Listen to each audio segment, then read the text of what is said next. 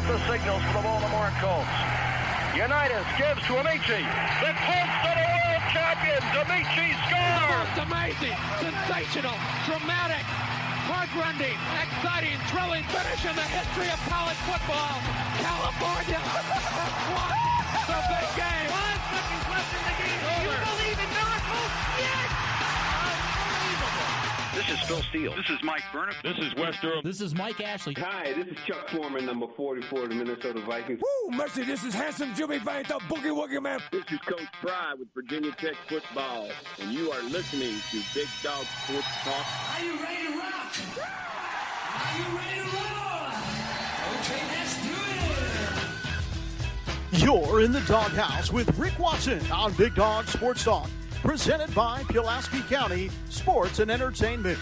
Join us in the Family Fencing Studios and chime in on the McClellan Chiropractic chat line. He's keeping cool with help from Little River Heating and Air, but this show is straight fire. And now, the big dog, Rick Watson.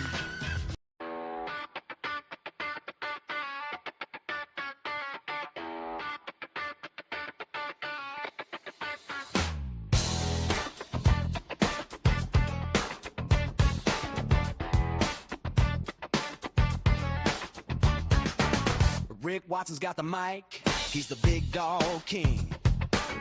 Cover sports so sharp, it's a New River thing. Virginia Tech fire, rapid pride too. Every stat, every play, he's bringing it to you. He's got that voice, deep as a valley, breaking it down, no dilly, no dally. Big dog sports talk, feel the bark, feel the bite. Rick's in the zone, every day, every night, from the Hokies to the Highlanders. He's got the spark, Big dog sports talk, lighten up the dark.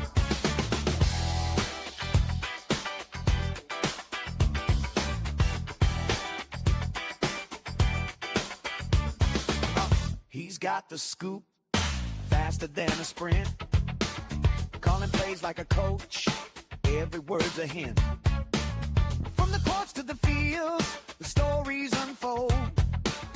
Rick's play-by-play, worth its weight in gold. With a laugh and a growl, he'll pull you in. Big Dog's podcast, let the games begin. Big Dog Sports Talk, feel the bark, feel the bite. Rick's in the zone, every day, every night, from the Hokies to the Highlanders.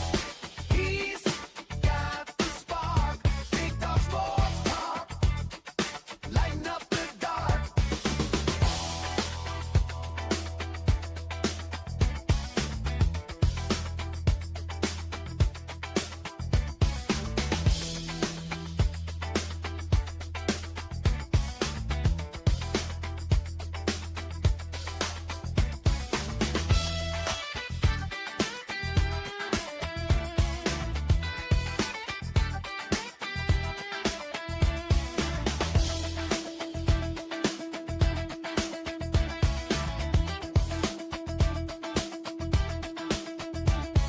Sports talk, feel the bark, feel the bite.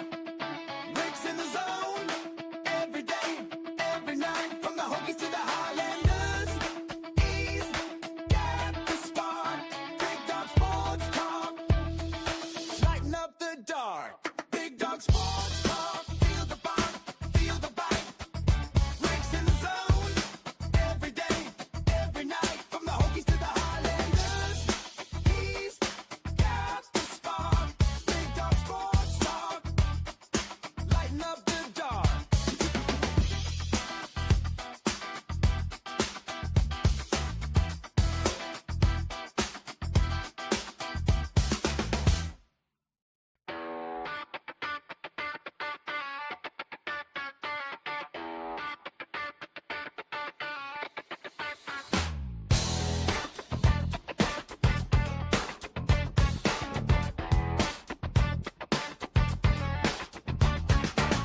Rick Watson's got the mic, he's the big dog king. Cover sports so sharp, it's a New River thing. Virginia Tech fire, rapid pride too. Every stat, every play, he's bringing it to you. He's got that voice, deep as a valley, breaking it down, no dilly, no dally. Big Dog Sports Talk, feel the bark, feel the bite.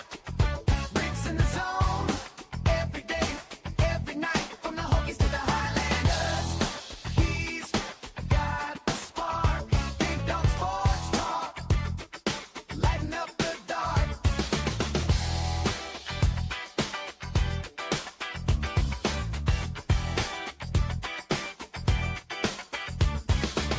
He's got the scoop, faster than a sprint. Calling plays like a coach, every word's a hint. From the courts to the fields, the stories unfold. Rick's play-by-play, worth its weight in gold. With a laugh and a growl, he'll pull you in. Big Dog's podcast, let the games begin. Big Dog Sports Talk, feel the bark, feel the bite.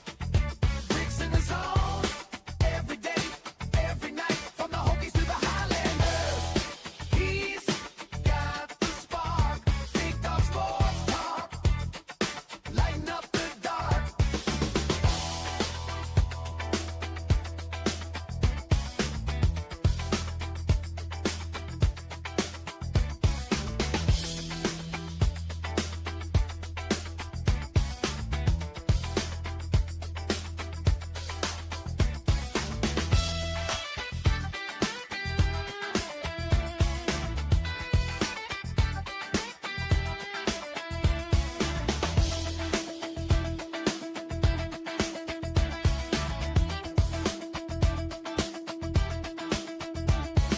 Sports Talk, feel the bark, feel the bite.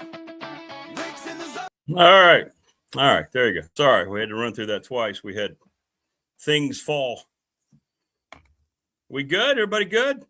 Good morning. Hey, Emma. Hit us up in the McClellan Chiropractic chat room. Can everyone see and hear me okay? Well, my microphone arm had come ajar. This thing here. So the first time I came in after the song was ending,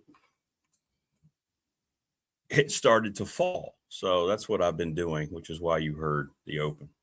So hopefully we're good. Everybody, we good? Do we have one of the regulars in chat who can hit us up? Let me know everything's okay. Or anyone can chime in on the McClellan Chiropractic chat room. Says we're live, good to go. Mike seems to be stable. It's always something. Always something. But I think we're good now. Yeah, this thing completely fell. So don't know how, but it did. How's everybody doing? We're at Thursday, which means we're a little closer to the start of college football. Yes, sir. Yes, sir. Thanks, everybody. All right, good. But still, no matter what happens so far on YouTube, it's 100 times less impactful than when I was just doing radio. 100 times. What's up, David Slusher? What's up, Prometheus, Stephen, Low Country? Low Country living. David Smith in just a little bit. We're going to be talking some National Football League. They eliminated the Pro Bowl. Thank God. They turned it into a mockery, shadow of its former self under the leadership of Roger Goodell when it became flag football. Are you kidding me? You know, the NFL used to have not only the Pro Bowl where the guys gave a damn, they used to also have all-star games against the best college teams. Or the college all-stars team would play the best NFL team. We can't do that anymore because, you know, game's just too physical. And I'm sorry, the more I've gotten separated from it, guys today are not tougher than the guys that I grew up with in the 70s and the 80s. You can talk about guys being bigger and stronger. The equipment's much better, the protective equipment. There's no way there's anybody tougher than Randy White, Mean Joe Green.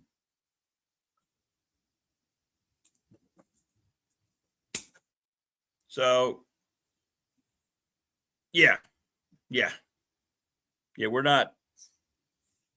I'm not buying it. From Frank's watchful eye in Blacksburg, rebuilt the Hokies football fame. Do you think Franklin will ever find VT football their A game? BDST is live and online. Thanks, Teddy. Appreciate that. Thanks for subbing. All right, everybody. Okay, what are we doing? Get in.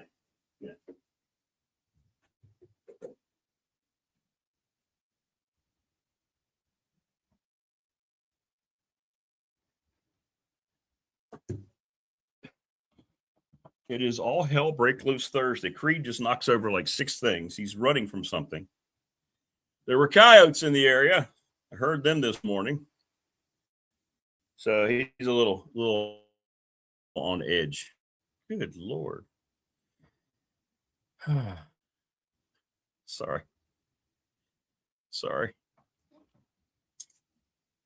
Anyway, we'll talk to David Smith about the deceased Pro Bowl.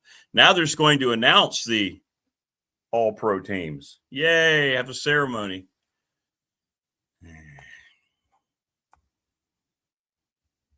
I know the NFL is making more money than ever before, and it's probably more universally popular than ever before, but it's not a better game now than it was. It's just not. Am I wrong about that?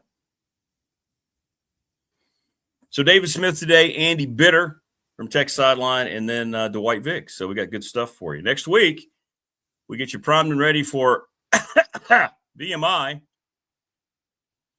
Not only will Coach Elmo have his preview of the Keydets, Dwight Vick and I will debut our show, which will be, if I can find it, which will be this. Boom. Victory from the Tunnel. So we'll do that next week, getting you ready, getting Dwight's take on everything.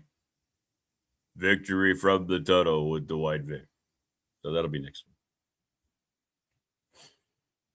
week. And we'll get you ready. What's up, Geese? Good morning. How are you? Hey, ESPN's no longer going to have the scores running at the bottom of their college football broadcast. Did you see that? What are your thoughts about that?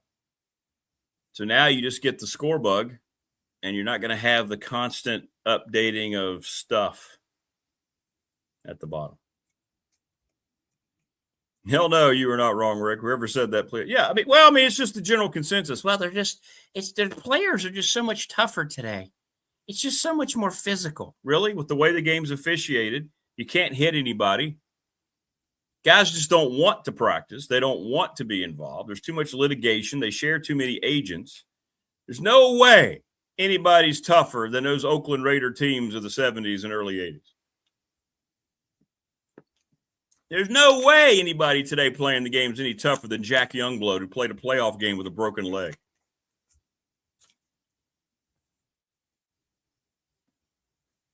Now, I don't really care about the Pro Bowl at all. They turned it, like I said, into a complete, utter just joke the last few years with, hey, let's play it big at flag football.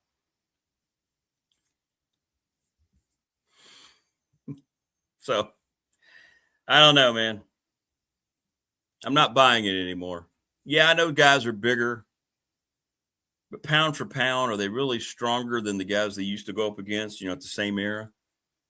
When the helmets were not nearly as protective as they are now, the padding was not nearly as protective. The rules did not protect players remotely as closely as they do now.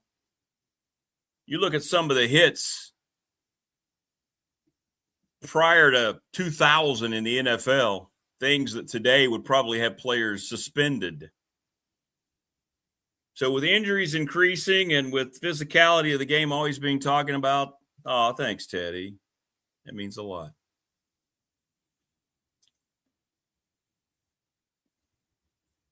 I'm not buying it anymore. Don't try to sell me that. It's just guys today don't want to be part of it. Now Creed's out chasing something, banging against the door. I'll tell you what, it's been one of those mornings. Yeah, tougher than Mike Singletary, Ronnie Lott? I don't think so. Hey, Ronnie, we're going to have to tell you you're going to miss the rest of the postseason because of that finger. I'll tell you what, why don't you just cut that half off? I'll have it reattached later so I can play in the playoffs and potentially the Super Bowl. That happened. That's not fiction. Ronnie Lott cut off half his finger to play football. You might call it crazy. Or is it just being determined? Is it central focused? I'd be interested to see if the fearsome foursome of the steel curtain front seven against the modern offensive line. Well, there's some good offensive lines back in the day that they played against. Now, relatively speaking, guys are stronger. The conditioning's different. They're heavier. Guys are heavier. I don't think they're better football players. Right? I just don't. But in any event, we can't do any of that today. Preseason games, once they go to 18 games, will be down probably to 2. Used to play 6 preseason games, an all-star game, and a Pro Bowl. Never were any, we didn't hear much about it. We didn't have social media crap and all that. What's up, Opal? Good to see you. Yeah, Creed is raising holy hell this morning. It's been a wild morning. This fell down. But still, hey, we got on the air, didn't we? You go into the radio station some mornings, you know you're in trouble when you see the engineer's truck outside the studio. What's going on? Yeah, the studio tower collapsed. A pack of beavers got up there and chewed through it. We don't know when you might be back on.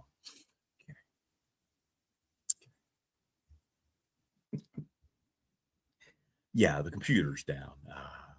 Some kind of virus in there.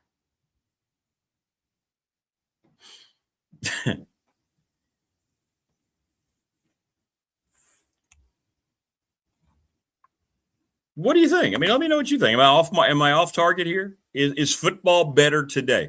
Is the National Football League product better today than it was during its rise up when we were all becoming massive fans and totally addicted to it, the NFL? Is the game itself better today? When you watch an NFL game, do you believe that it's better than what we used to watch? To what we grew up with? Be honest. If I'm wrong, I'm wrong. If you have a different opinion, that's fine. Because you see, in this community, you can have different opinions and nobody's going to go, well, I'm going to ban him. How dare he or she? Can't believe they disagreed with him. They must be a horrible person.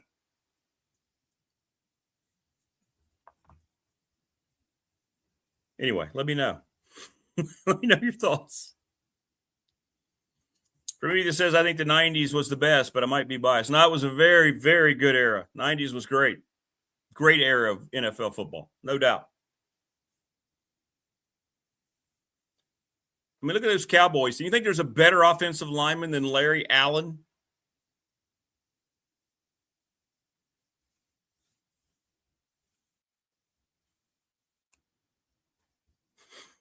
Today? I just get tired of hearing about how much more hard it is to play the game today. I think it's because the guys from the neck up have made that part of their acumen. Maybe coaches are making it too complicated. We may have to get into all this with David Smith and completely destroy everything that he had lined up to talk about today.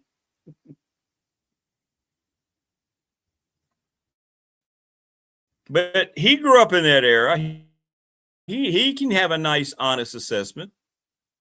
He's our NFL guy. Is the game of football in the National Football League, is it an actual better product? Now, I'm not talking about making more money. Inflation over the many decades is going to make – okay, I'm not talking about international acceptance, ratings. We know all that is a yes. All right, this isn't that kind of debate. Somebody will turn it into that. Not none of any of you, but someone will. I'm talking about when you watch an NFL game on a Sunday, does it look and feel the same as it used to? For me, not even close. Quarterback, correct. I was going to say that, Prometheus. You're 100% right.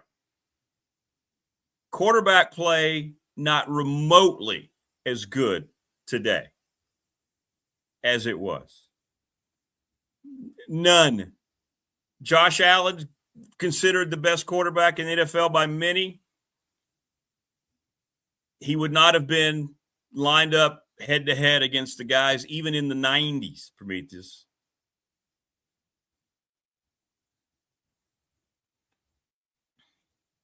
Morris says, sometimes, Rick, you have to strap it on tight and never say, can it get any worse?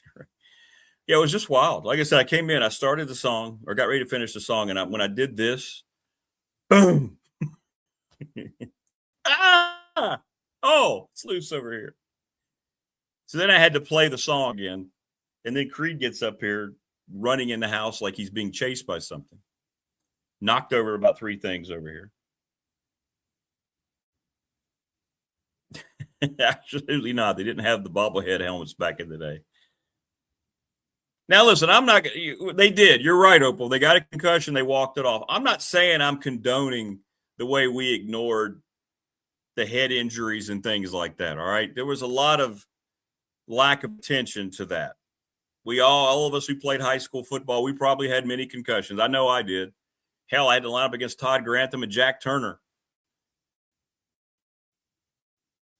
I didn't leave a Dole Hicks practice field without a concussion every week. But I'm just saying, all that aside, I'm talking about just mano-a-mano and the type of game that it was.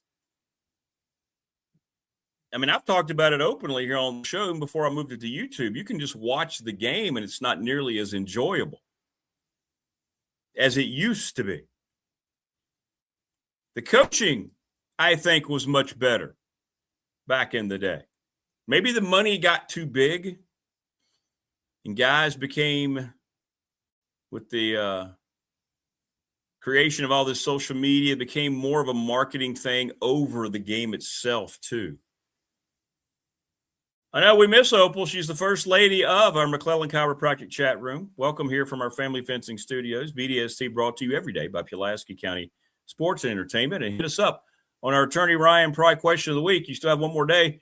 Who's the greatest NFL coach of all time on our Professional Door Incorporated text line?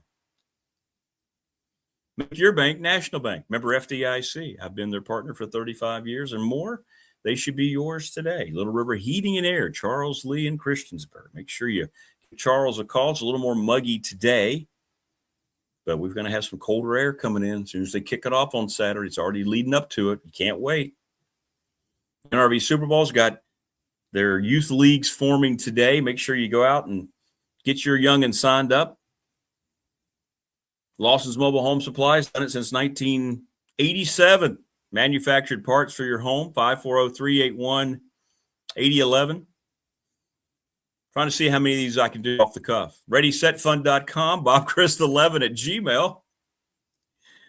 Reach out to Bob and see how a series of text messages can help you raise money for your sports team and or its organization. Mark Hunley, I mentioned McClellan Chiropractic, 155 Walters Drive. We're presented each and every day by Pulaski County Sports Entertainment.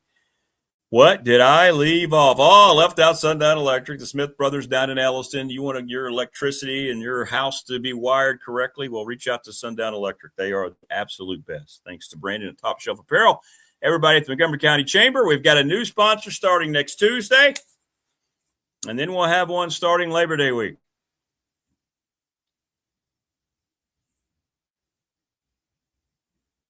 Yes, we do. So we're excited about the start of September. Morris says Don Shula. I thought we already settled that. Oh, Shula's getting a lot of votes. For me, it says I think the technical aspect is better, but not tougher or better. I can see that. That makes sense. I mean, the game's more honed and polished. It has evolved offensively with certain coaches and certain scheming and things like that. But you know what? It's still all about lining up. You got to block somebody and you got to tackle somebody. Every game is still one up front. But I would agree with that. I think that's a good way to say it. The technical aspects of the game have evolved, and it probably is more honed. But the NFL's biggest problem is, and I think this is true, especially with Roger Goodell, who makes $60 million a year.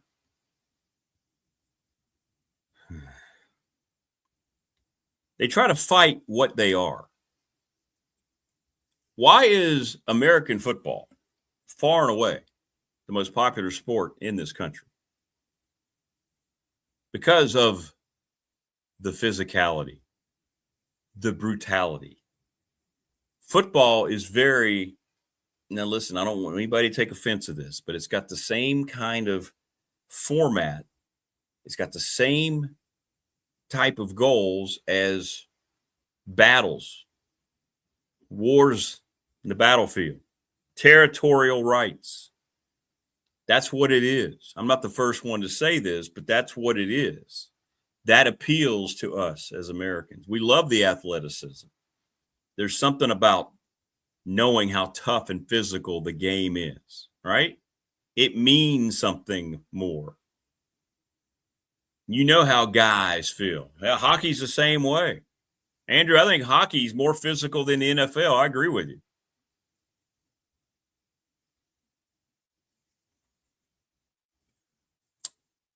Well, Opal, I hope you're doing okay now, and I hope you can join us more often. Yeah, $60 million per year for Roger Goodell, who recently just said, hey, you know what? We're going to have an NFL team overseas, maybe even two.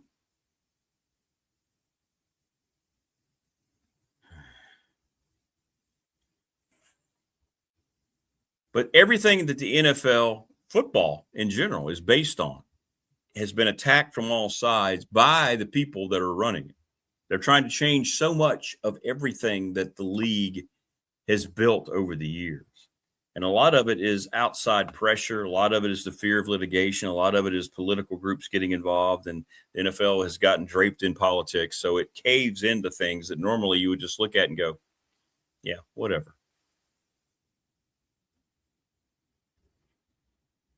But the NFL's forgotten what has made it so popular. Now, not to the point where it's going to become unpopular. But I don't know how many people running it, how many owners today appreciate the game itself. Seems like the owners back in the day were a major part of why the league succeeded, because they were mostly massive football fans, the guys who kept the teams from the merger, from the AFL into the NFL. Those guys who bought football teams in the AFL, your Al Davises, right? Bud Adams in Houston, Lamar Hunt, right? All these people who brought their teams into the NFL, they did so back in the AFL because they loved the game and they couldn't get involved in the NFL because there was a good old boy network. So all those rich, whether they were oil folks, whatever they may have been, that bought the AFL teams, they couldn't get into the NFL as owners. So because of their passion for the sport, when they finally did what they had to do and merge, all those owners brought that passion and mixed it in with the NFL. So the game exploded. Today, I don't know how many of these owners are looking at this other than just another investment opportunity in their portfolio. How many passionate owners? You know, warts and all, no matter what you say about Jerry Jones, he loves the game of football. Right? I think Jeffrey Lurie up in Philadelphia loves football. I mean, you can probably count on your two hands how many of these owners are really football fans. Yeah, sure thing, Miles. Shout out to you. Miles is mythic. Andy Bitter, Dwight Vick a little later. Speaking of, he's not mythic, but first of all, before I bring my brother on, I feel just horrible. Apparently, I missed your birthday. Happy belated birthday, my friend. Grateful to have him, man. Thank you so much. Appreciate it, man. Thanks for the kind wishes. Much. And then I saw it like, I think 2 days after it happened. I'm like, well, I'll just tell him on Thursday. Sounds like a plan. Anytime I can get them, I'll take them, man. Appreciate it. Thank you so much. Thank you so much. I was listening to you talk about the owners and what is their passion or what is their motive for owning a team. I didn't catch the whole segment. Well, that doesn't hurt. That doesn't hurt. So yeah, Rick, there's you go back to what is it? The Ford family owns the Lions. I think you have those guys, but you have to kind of look at. I think you're right. I heard you say Jeffrey Lurie. He's legit. Jack Kent Cooke used to own Washington back in the day. He was one of those that you could really feel good about owning it. And before all the screw ups, of course, Jed York notwithstanding. My God. Yeah, what's up? Yeah. Whew, man, but it's so interesting to hear of his situation and realize he's not the first owner that's done that. Yeah, Robert Kraft had his issues several years ago too. I think it was in Florida, and so yep. So I don't know. These owners maybe they need to get a better arrangement, shall we say? But Robert Kraft, I think, once he figured out the football thing, you could kind of see that he really had an investment in it, and in a lot of ways, sometimes it's just great fortune. Rick, I think the guys that owned the Niners, it was Ed DeBartolos, the Bartolo family. Yeah, sure. They back in the 80s, you could tell that and those players loved Eddie DeBartolo. I think he was just there with Roger Craig at his induction several weeks ago. It may have actually been on stage with him to actually, how they have who's going to represent you. He might have been his presenter. He might have been. So yeah, it's kind of crazy when you start thinking about the passion or the rationale for the ownership. But saying all that, in 13 days, we're going to trot them out there anyway, regardless. And so Seattle will open the season against New England on Wednesday, I believe it is. And then they're going to do 2 weeks from tonight. We're 14 days away, bro. Let's go. It's 14 days away from 13 days away from that. And then Rick, we've got high school tomorrow night. That's finally. Right. High school tomorrow night, week 0 for college, and then off we go. It's here, man. Yeah, we'll have the Blacksburg game for you here on the channel tomorrow night. Landon Weaver and Richard Terry on the call. We got everything put together yesterday. So we're looking forward to that. Yeah, that's great. Congratulations, Rick, on getting that on the channel, man. The channel's starting you're getting some tentacles out here, man. I love it, man. That's great stuff. Well, I'm proud to say we are the first of our kind here in this region with high school football being on YouTube. Yes, at least in terms of an audio broadcast. So. That's fantastic. Do you think it can become basketball down the road? You seeing that for high school basketball? It could. I know football's a little different, but it is. Yeah. If you got the kind of support in the community, yeah, you could. It could happen. Sure. Yeah. Anything's possible. Don't put any limitations, right? Just go out and try things and see what happens. I love it. There you go. That's right. There's my guy. For sure. All right, so the NFL is going to focus. Now, I'm glad you brought this. I'm glad you had this on your talking points because I wasn't really sure what it said. It says that they're going to focus discipline on 5 health and safety fouls, which kind of makes me go, uh-oh. More flags. Yeah. Well, I had to look this over too because it was one of those where I was thinking, is this going to be something that's going to be that we're going to like, or is it going to be something we're going to go, why the heck did they screw it up and do this, right, Rick? And so it's what's interesting to me is the fact that they're now going to the question that you and I will end up having to unpack throughout the season. Is this more policing that we think is going to be good, or is it going to be more of a detriment to what the league's going to try to do? And a lot of it is going to be involved around trying to clean up the egregious acts on multiple bases, right? And so what's going to be what I think they're going to try to do is like the crackback block, I think, is one. The defenseless player is one where it's if you do it X amount of times throughout the season, it'll result in a suspension, is what they're trying to do. And I think what it sounds like they're trying to do to me, Rick, is they're trying to create a situation where they're going to put it in their people's minds early on so that when they then have to come in and then make a decision on whether a player has been egregious, they can point back to this and say, well, guess what? We told you that this was going to be one of the situations we were going to focus on the most. And so I it's more to come on it. I saw it as a talking point, and I thought, I'm not sure exactly what they're trying to to make out of it other than to say that this is one of those. But Rick, we've seen this before. Remember years ago when they said pass interference is egregious. We're going to focus on it. Well, they start the season with these points of emphasis. It's really the point I'm getting to. Points of emphasis. They start them. But Rick, you know, you do college basketball too. They'll start the season and say things like freedom of movement. You know, we're going to focus on removing the physicality of play. And for the first 30 days of the season, 10, 12 games, 11 games, you'll see, oh boy, this is going to take some adjusting. Around about December, what ends up happening, Rick? It comes back to the median a little bit. And so I feel in the sense that some of that's going to be what's going to be the main course on that thing. But I think it's to me, it's going to be real important to recognize that at this particular point, they're going to pay attention to these 5 health and safety fouls. And so I've got them pulled up here. The hip drop tackle, the horse collar tackle, launching, hit on a defenseless player, and a blindside block. And so, again, the statement from the NFL and the Players Association says, quote, it announced that greater emphasis will be placed on those 5 rules violations that affect player and health safety. Anybody who commits 3 of these 5 offenses during a season will get a 1-game suspension.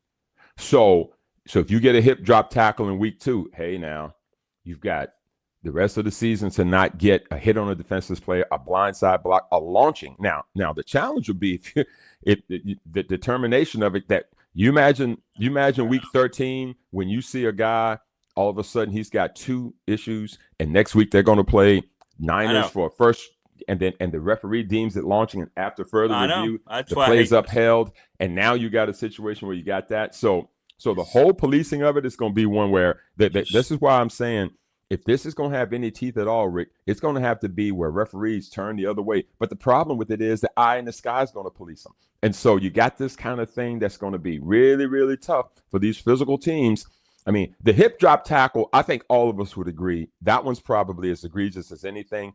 So, but it doesn't mean it won't happen because a guy in a desperation to try to save a game, it's going to happen because they're football players, by God. And so it can start up high. You can end up sliding down. It ends up like, I got to get this guy on the ground. Derrick Henry's a monster. I'm doing all I can. And so that's where it's going to get dicey for me, Rick. Again, what we're going to have to see here is how they're going to start to emphasize this. But again, with all due respect to their efforts to want to do it, it is football.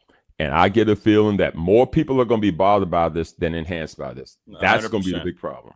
That's going to be the big problem. And this is what they keep doing under Goodell. They keep trying to do things like this. It's almost like they're apologizing for being a physical sport. 100%. Now, I'm not saying I'm condoning some of those things. The horse collar is a very dangerous play, but I don't think half the officials know what the hip drop tackle even looks like. They let it go sometimes, and sometimes it looks like that wasn't much. You're right. Yep. And it's going to come down to that discretion.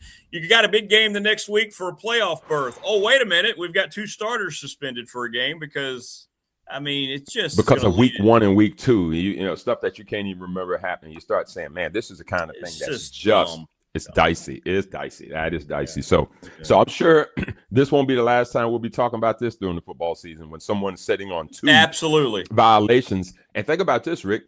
It's week 17 and it's a must-play game. And I know you've got week 18 coming, and a guy gets suspended because of a launching at the end of a game, and he can't play the first week of the playoffs. Now, let's see if it's carry over to the playoffs. I haven't read enough to know if that's going to be the case, but I promise you, this is one of those things that's going to be a lot of it's going to flare up a lot of issues. It's going to be sparking up quite a bit during the season. You can believe that. Thanks for the content, NFL. Yeah, exactly. Yikes. It succeeds in spite of the people running it. Yeah. The NCAA and the NFL, we now have boundaries, don't we? Players can now no longer go back and forth once they declare for the draft. The SEC made a big proclamation. I guess that means anybody who was in is out now. I don't know how that's going to work with LSU, but something that is common sense, David, it just frustrates me so much. This is released as a declaration of, yeah, look what we're doing. Well, this should have been a no-brainer. Nobody should have even entered this conversation, right? And yet here we are having to produce a statement that this isn't good. It's almost like saying, hey, the fire's in the building. Should I leave? It might be hot. It falls under that category. But clearly, the disclaimers that you see on television all the time when they do ads that you go, why are they saying don't try this at home? Of course, I'm not going to drive off a cliff. Well, this is one of those where they're saying you've got to give a disclaimer for everything these days because folks are finding ways to come back to college to get this free cash. It's really what's starting to happen. And so, so the NCAA and these conferences have had to come in and say, so sorry, we're not going to allow you back under these parameters. Now, depending on who you believe, this will stand up as long as a lawyer doesn't get involved and get an injunction that will circumvent this thing because of this fifth-year rule thing that has just become, boy, this season can't end fast enough, and it hadn't even started yet for these 2022 players who got missed in this. What really should have happened, Rick, is they should have let the 2022 players just get the fifth year. They shouldn't have made an example out of them when they made this 5 for 5. They should have just said, you two will get, there's no having to draw a line in the sand here. I know they were trying to, but this is where this has come from. But shout out to the conferences for saying, we're not just going to allow you to go to an NFL training camp or an NBA camp and come back here and play. Now college basketball's got its own stuff going on. European players, Rick,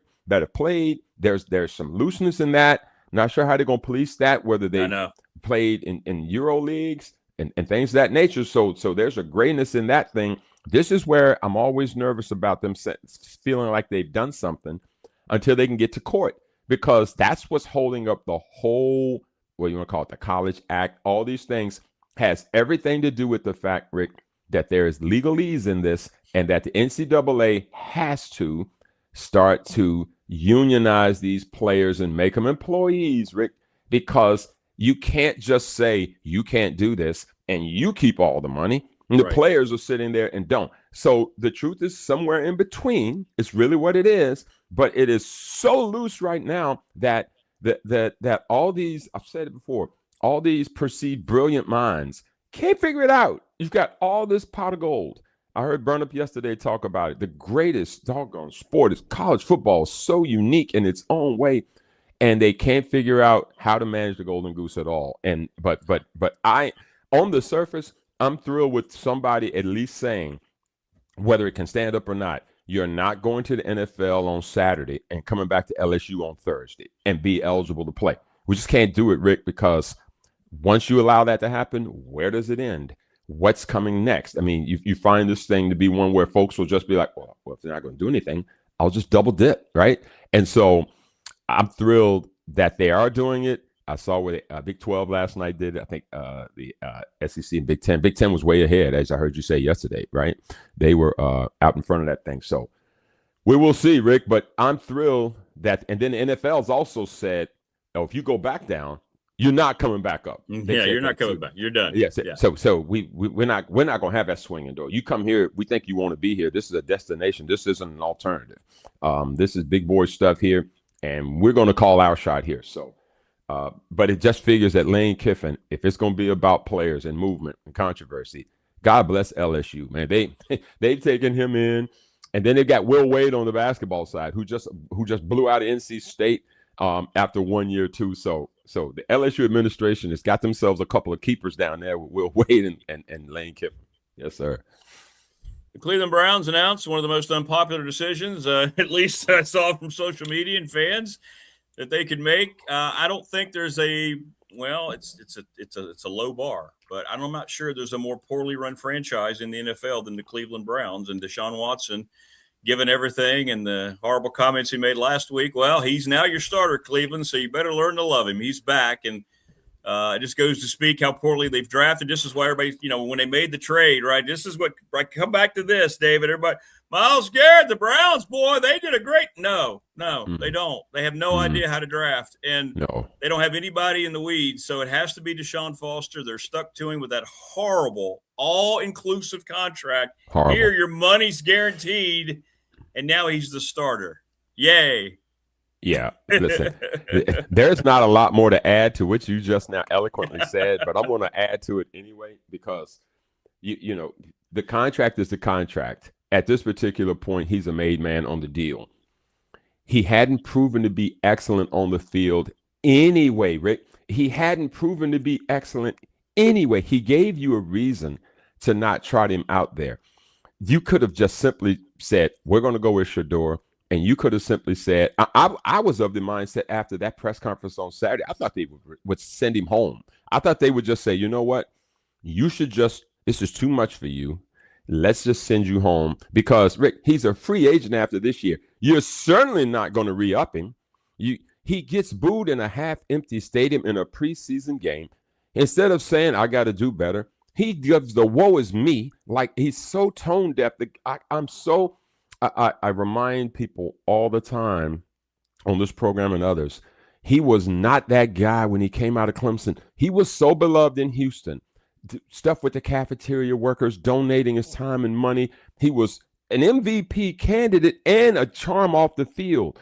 But just like Justin Tucker with the Ravens, who has not been picked up since the Ravens let him go. And people need he's top 3 percentage kicker of all time. Same situation. They're like, we don't need that smoke from a kicker. We don't need it. And certainly the quarterback who's the eye of the franchise, Rick, who pretty much said, I'm not ashamed of anything I've done. You're not ashamed of anything. The most tone deaf thing ever. I know. Whoever his PR guys are, there are none, aren't giving him anything to chew on that's worth this. And Cleveland fans, who all they want, Rick, is a shot. They just want a chance. And you're not going to be great this year either way.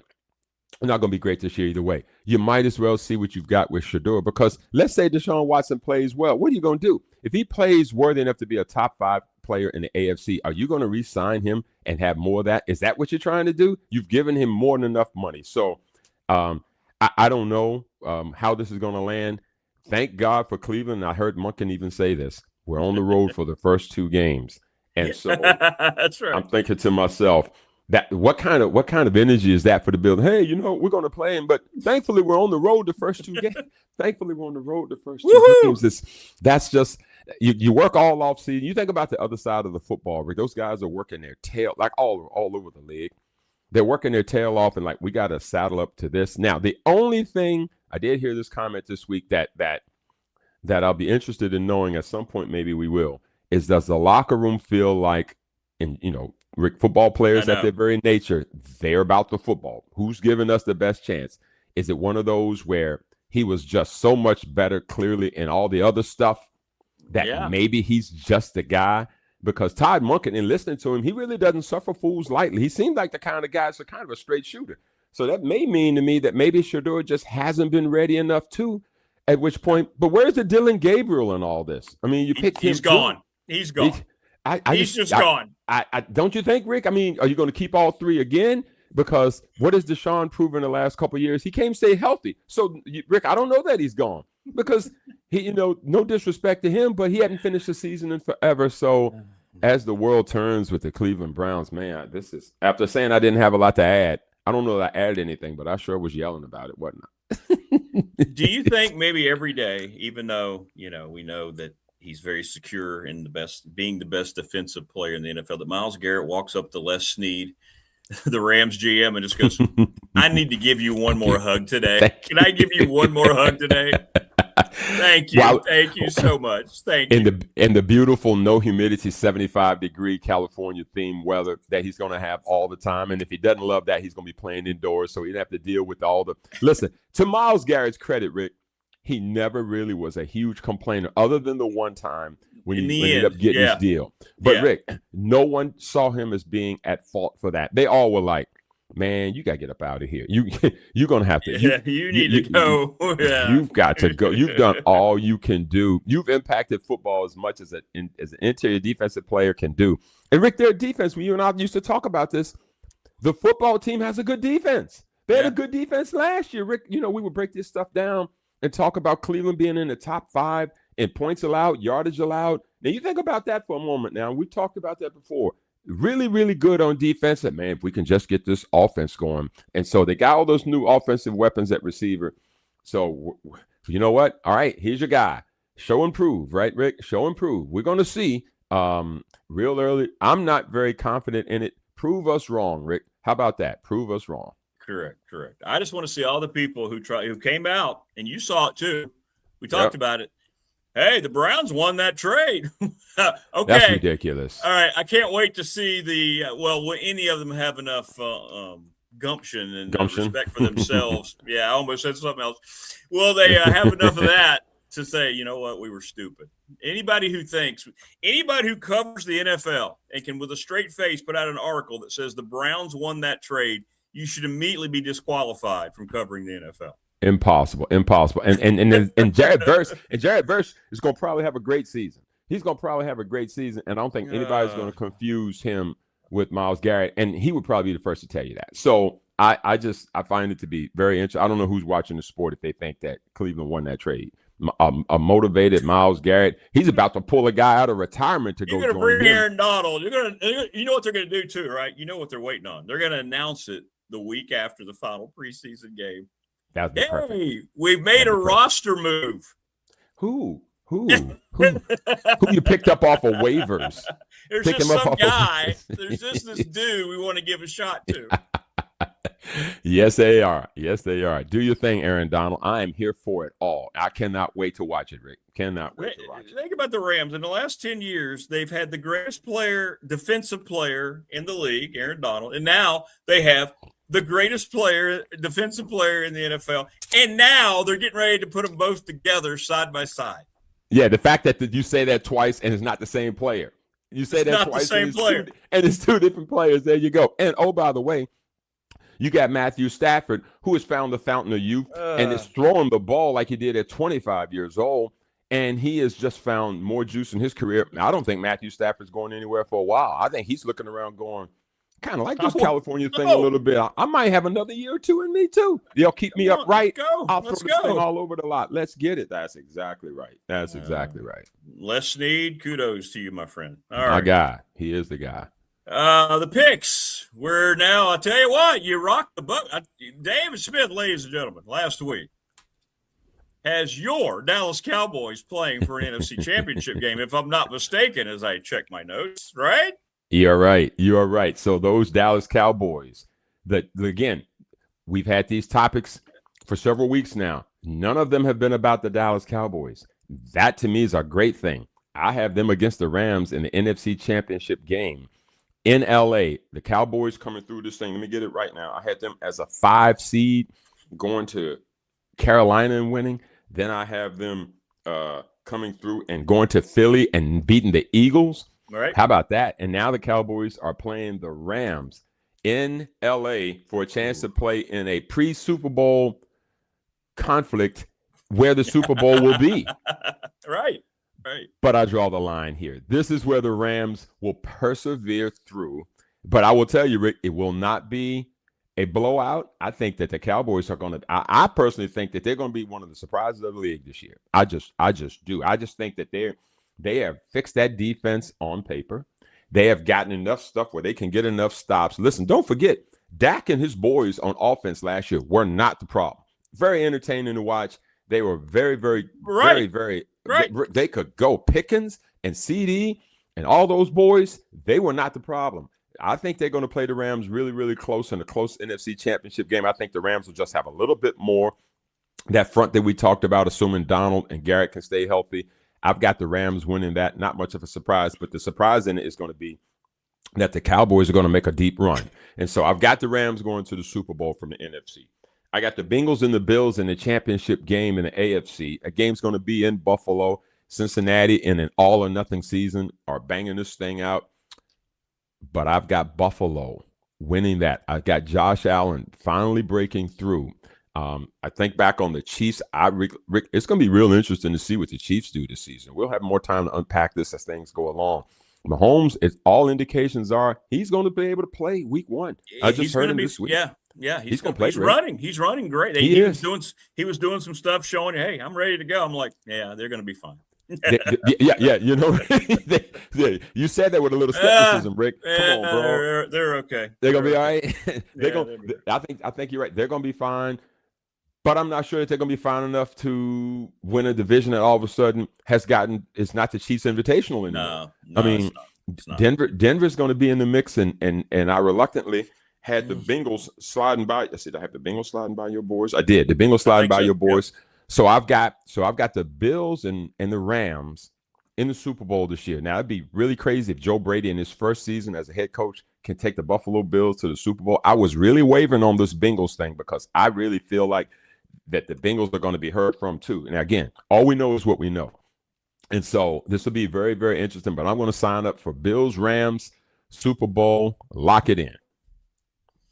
Well, I mean, it makes sense. It makes sense all the way around. It does. It does. That would be the Rams being at home for the Super Bowl. And Rick, shout out at home, right? Yeah, shout out to NFL in this particular case. They finally have done what they've been needing to do for about 15 years. They punted on the Pro Bowl. Get out of here. So there's no more Pro Bowl, Rick. Of course, some will say it hadn't been a Pro Bowl since Sean Taylor knocked that punter's taste out of his mouth and whatnot. So, Rick, it's just crazy to think about either football was crazy back in the day that they were hitting at the Pro Bowl. Exactly. I don't know. Or either they were really crazy. Rick, they used to play. I'm older, a little bit than you. Do you remember the college all-star game against the defending NFL champions? And they went balls to the wall, man. It was playing. It was Franco Harris and those guys. It was the Steelers playing the college all-star. I know. They're playing. It's just insane. So either they were really insane then or they're really insane now. I don't know. I think maybe we just all are insane. But the fact that they would hit like that, and they also used to play 6 preseason games. I think they used to play six preseason games. And people would just hit, and it was just absurd. And so, but they're not doing that anymore. And so the Pro Bowl had gotten to be, like all the All-Star games, a figment of our imagination. So especially in football. So they aren't even trying to do the flag anymore. No more of the dodgeballs. Shut it down. What they're going to do is they're going to announce the 88 players, and then they're all just going to convene and have a good kumbaya. Fine. It's still an honor to be elected to the Pro Bowl. I still think that you should, because that's an award. That's an accomplishment to be named to it. There's just not a game that you got to qualify now. So if you're a first team or if you're a second team, all those things are going to still be worthy of your opportunity to earn your bonuses and things of that nature. So good, because it's unwatchable, Rick. Even though it still gets ratings, I'm amazed that people were still watching that, because as much as I love football, I couldn't watch the Pro Bowl. I could not watch that. It's not football. Yeah. And for teams who made the Super Bowl, they typically have players on the Pro Bowl, and then you get alternates in there. But they've done that for years, and it's been fine. So it's cool to name them and just move on from it. No more game. And so shout out to NFL for getting that part right anyway. Yeah. I would argue they created that part, but yes. Yeah, you're right. Get rid of it. Nobody cared about it in any way. No. In terms of the game itself was, they brought the Mannings in to try to get some juice to it. But listen, so bad. Nobody, you can put, a contest throwing footballs. NFL, by the time the season ends in the NFL, and see, that's the other thing about their all-star game. It's at the end of a season. See, baseball and basketball, at least it's in the middle of the season. Hockey, when the football season ends, to try to get those guys to come back and want to do anything, those guys are, and listen, football gives you everything. But when it's over, Rick, those guys are done. They're done. Hawaii, they're done. They threw the nugget of Hawaii out there as the thing to get them to go. Take the family. Take the family. We'll pay for it. We'll pay for it. No, what they're making now, they're saying it still ain't worth it. Not worth it. It still ain't worth it. Not at all. All right, well, good stuff, my friend. Enjoy the last weekend of preseason ball, and we'll see what your Super Bowl champion is going to look like next week. Right. Yeah, we'll get at it, brother, next week, and we'll start to get into starting to pick some of these games, man. Next week we'll have to do it, because by the time I ride back on this following Thursday, that's right, the Wednesday game will have happened. So maybe we'll pick the Wednesday game next week, and then we'll save the other picks for Thursday, because at that point Thursday, we'll be able to be on point. Yes, sir. Yeah, good call. Ready. All right, brother. Take care. Enjoy college football this weekend. You got it, man. I'll be watching. See you, bro. All right, man. Take care. There you go. David Smith, our NFL analyst, Radford University Hall of Famer. Great stuff as always from Dave. How about that? Rams and Bills. Makes sense on multiple levels. I think the Rams are the more universally accepted team by as many people as I've ever seen that believe they're going to go to the Super Bowl. They've got everything they need. Andy Bitter from Tech Sideline, and then Dwight Vick. Coming up. Go Browns. They're the only, I didn't see it, but somebody posted who covers the Browns. They're the only organization who could release the plans for their new stadium, and when they announced it was plastic, had more down votes than up votes. Hey, at this $2 billion. Oh, by the way, look at this new plastic grass we're putting in. You impressed with that? Because we know the players hate it, so why not go with it?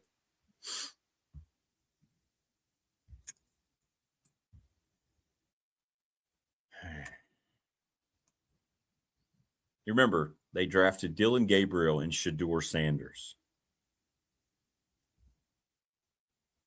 And now Deshaun Watson is back in his walk year to be the starter for a fan base who hates him.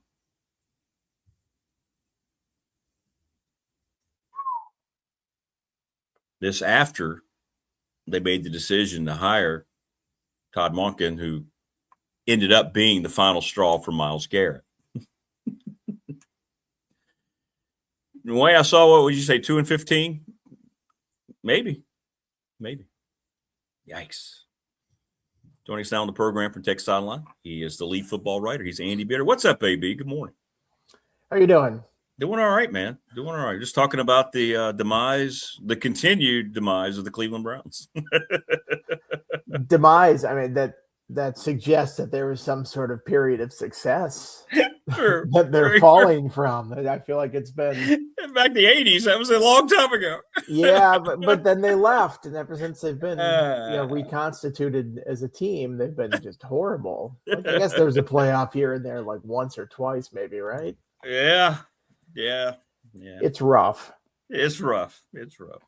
Hey, what's up with the battle for the third running back? What'd you learn this week? You had a busy week, man. You got to see a lot of stuff, didn't you?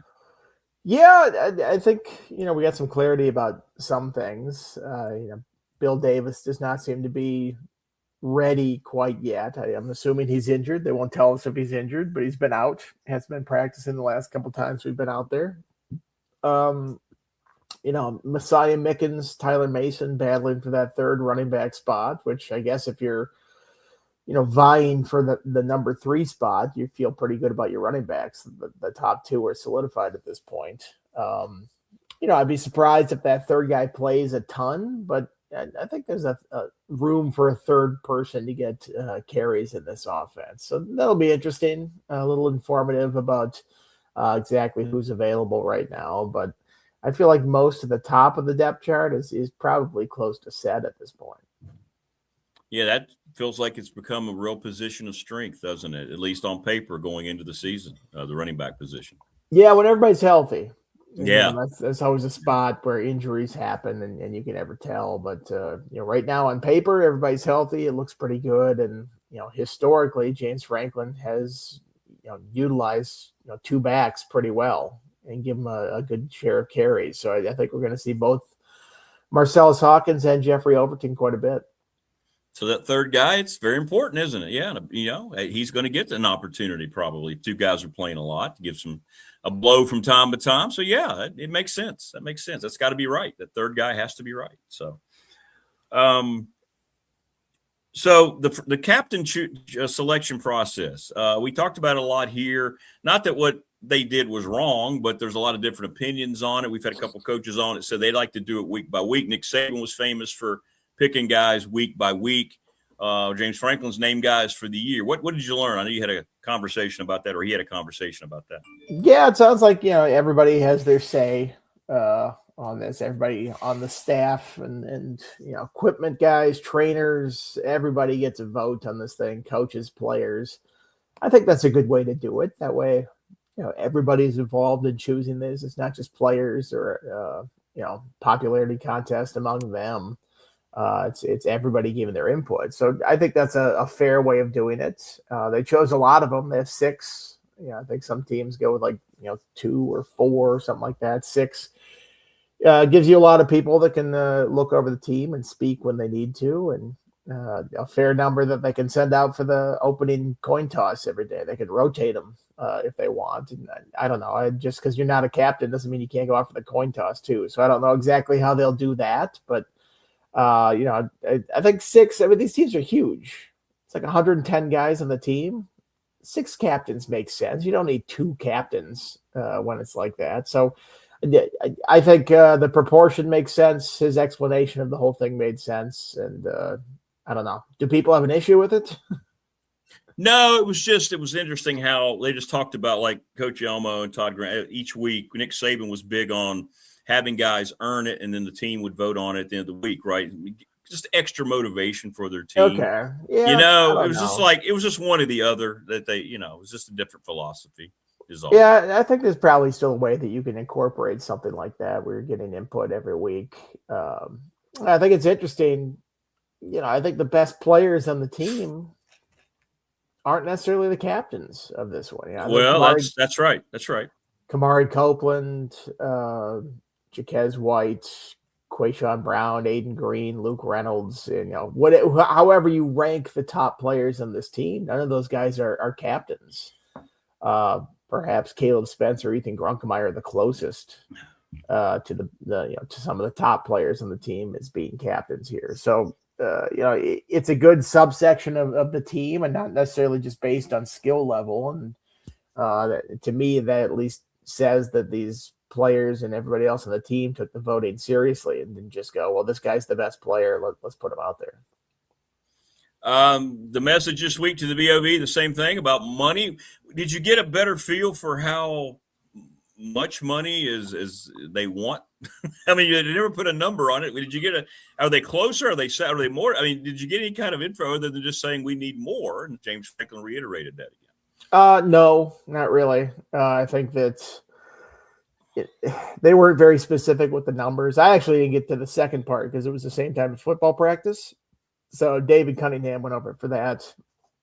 I handled the football part of it. The first day was just sort of retreat, just sort of Brian White introducing himself to the BOV, and James Franklin stopped by, made a statement that apparently irked a bunch of Penn State fans again. They're like, oh, he's asking for more money. It's like, yeah, that's the name of the game now. It's asking for more money. You can't just sit there and be content with what you have.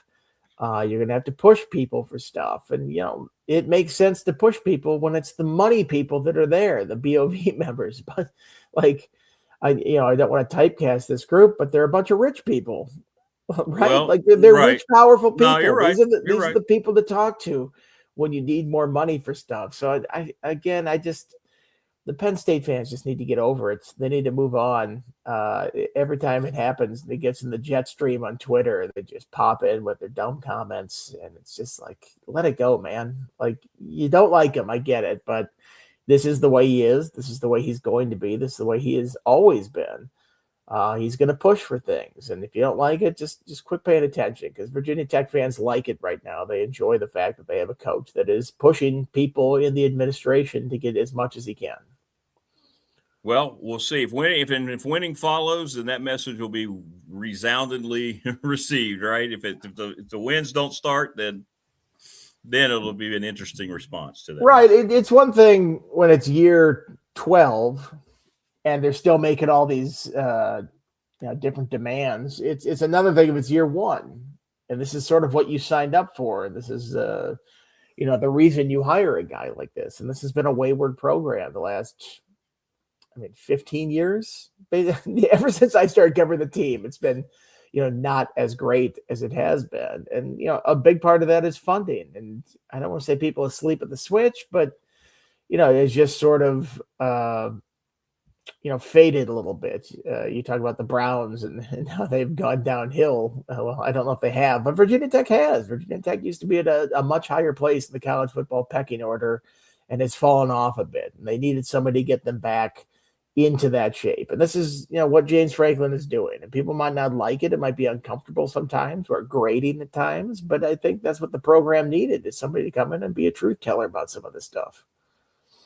All right. Wayne's asking, did they officially do away with the 25 jersey numbers? Is that done? I don't know.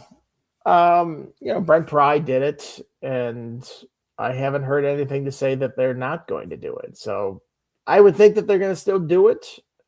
It feels like it's something that's maybe running its course a bit. It's not as, when they first started, it was like a week-to-week thing that was like a big deal. And now it kind of happens, and I just scroll past it on Twitter. And I used to write like a story about it every week, and now It's like, okay, this guy's getting it for the third time or something like that. I think they will continue to do it, but it's lost a little bit of its luster, I think.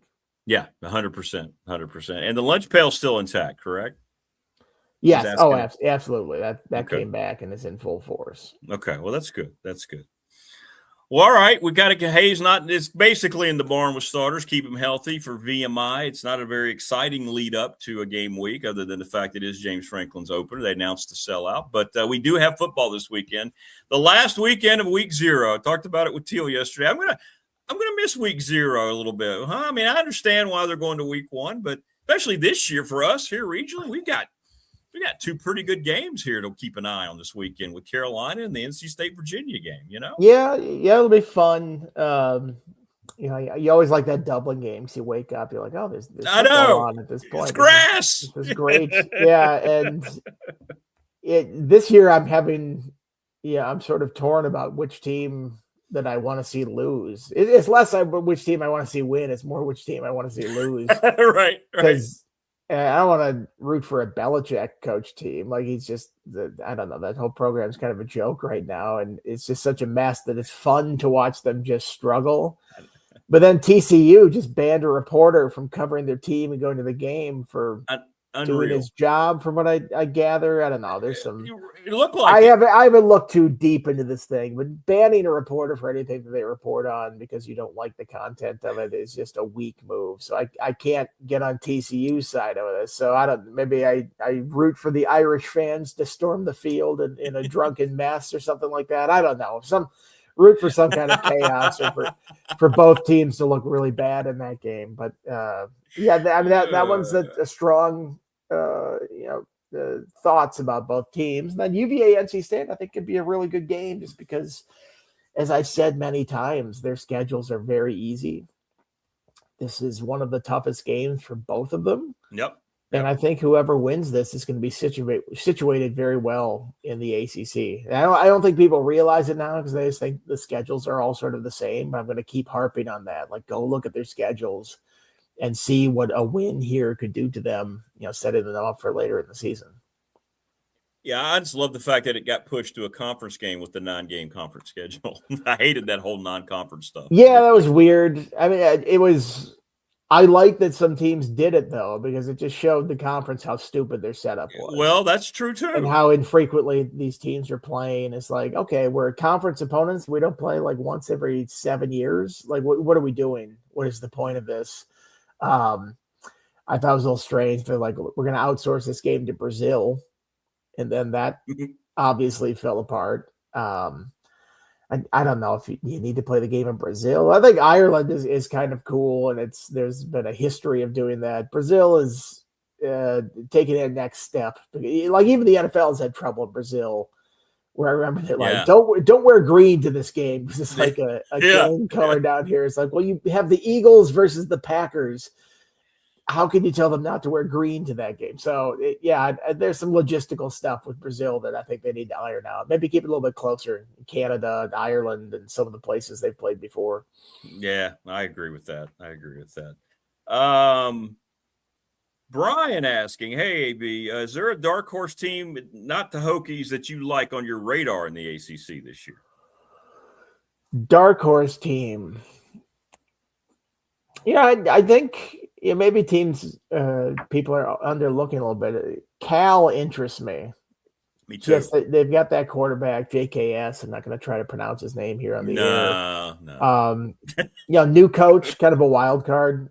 I think you never know. And if you have a quarterback like that goes from his freshman to his sophomore year, where he starts as a true freshman, he's a 5-star guy. There's a pedigree there.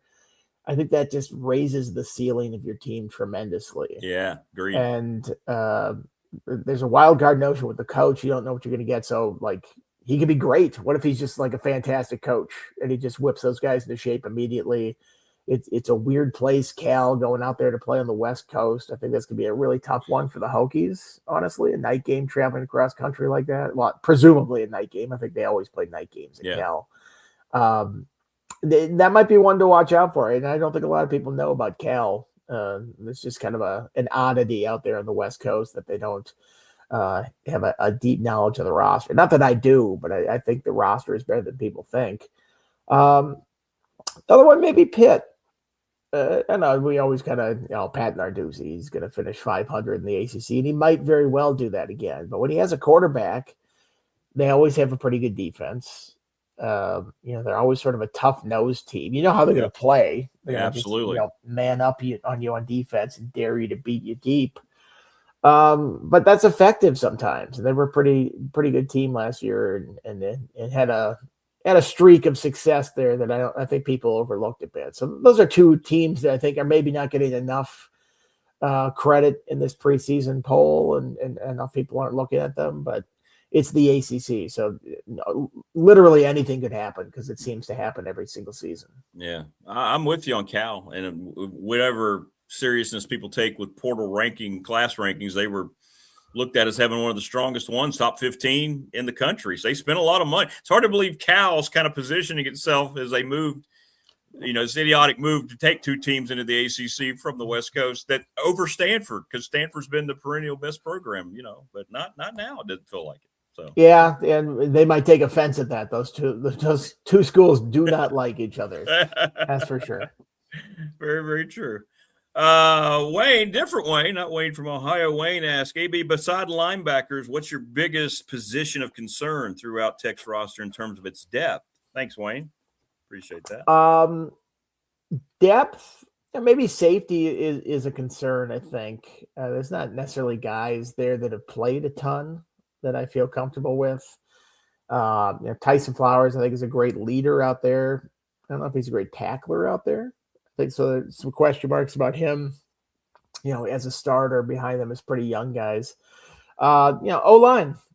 I'll keep going back to the O-line until I see it as a finished product and that they're good and they're keeping players off the quarterback and rolling with that again. I think it's been a problematic spot for the last couple of years. And it sounds like Logan Howland is not quite all the way back yet.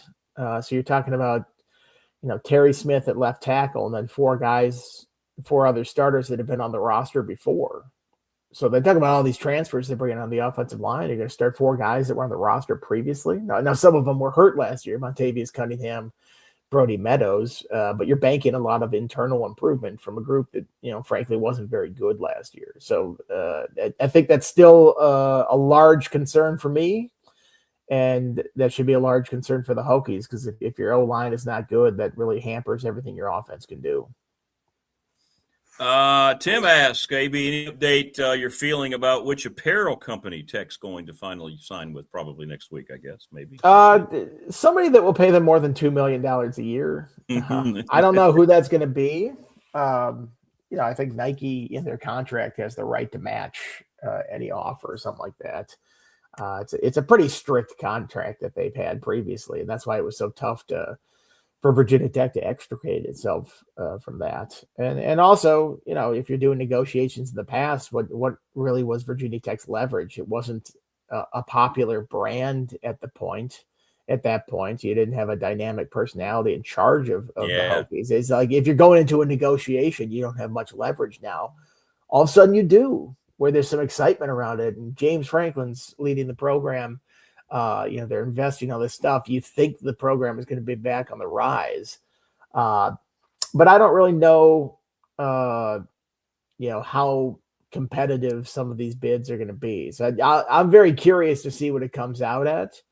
I don't think it's going to be $20 million a year or something like that, but it certainly can be better than what it has been, because they've had, frankly, the worst apparel contract in major college sports the last 10 years. It's just been bad. I think Nike sort of took advantage of the situation with Virginia Tech previously. I agree. They negotiated that contract with Jim Weaver, who was, in poor health.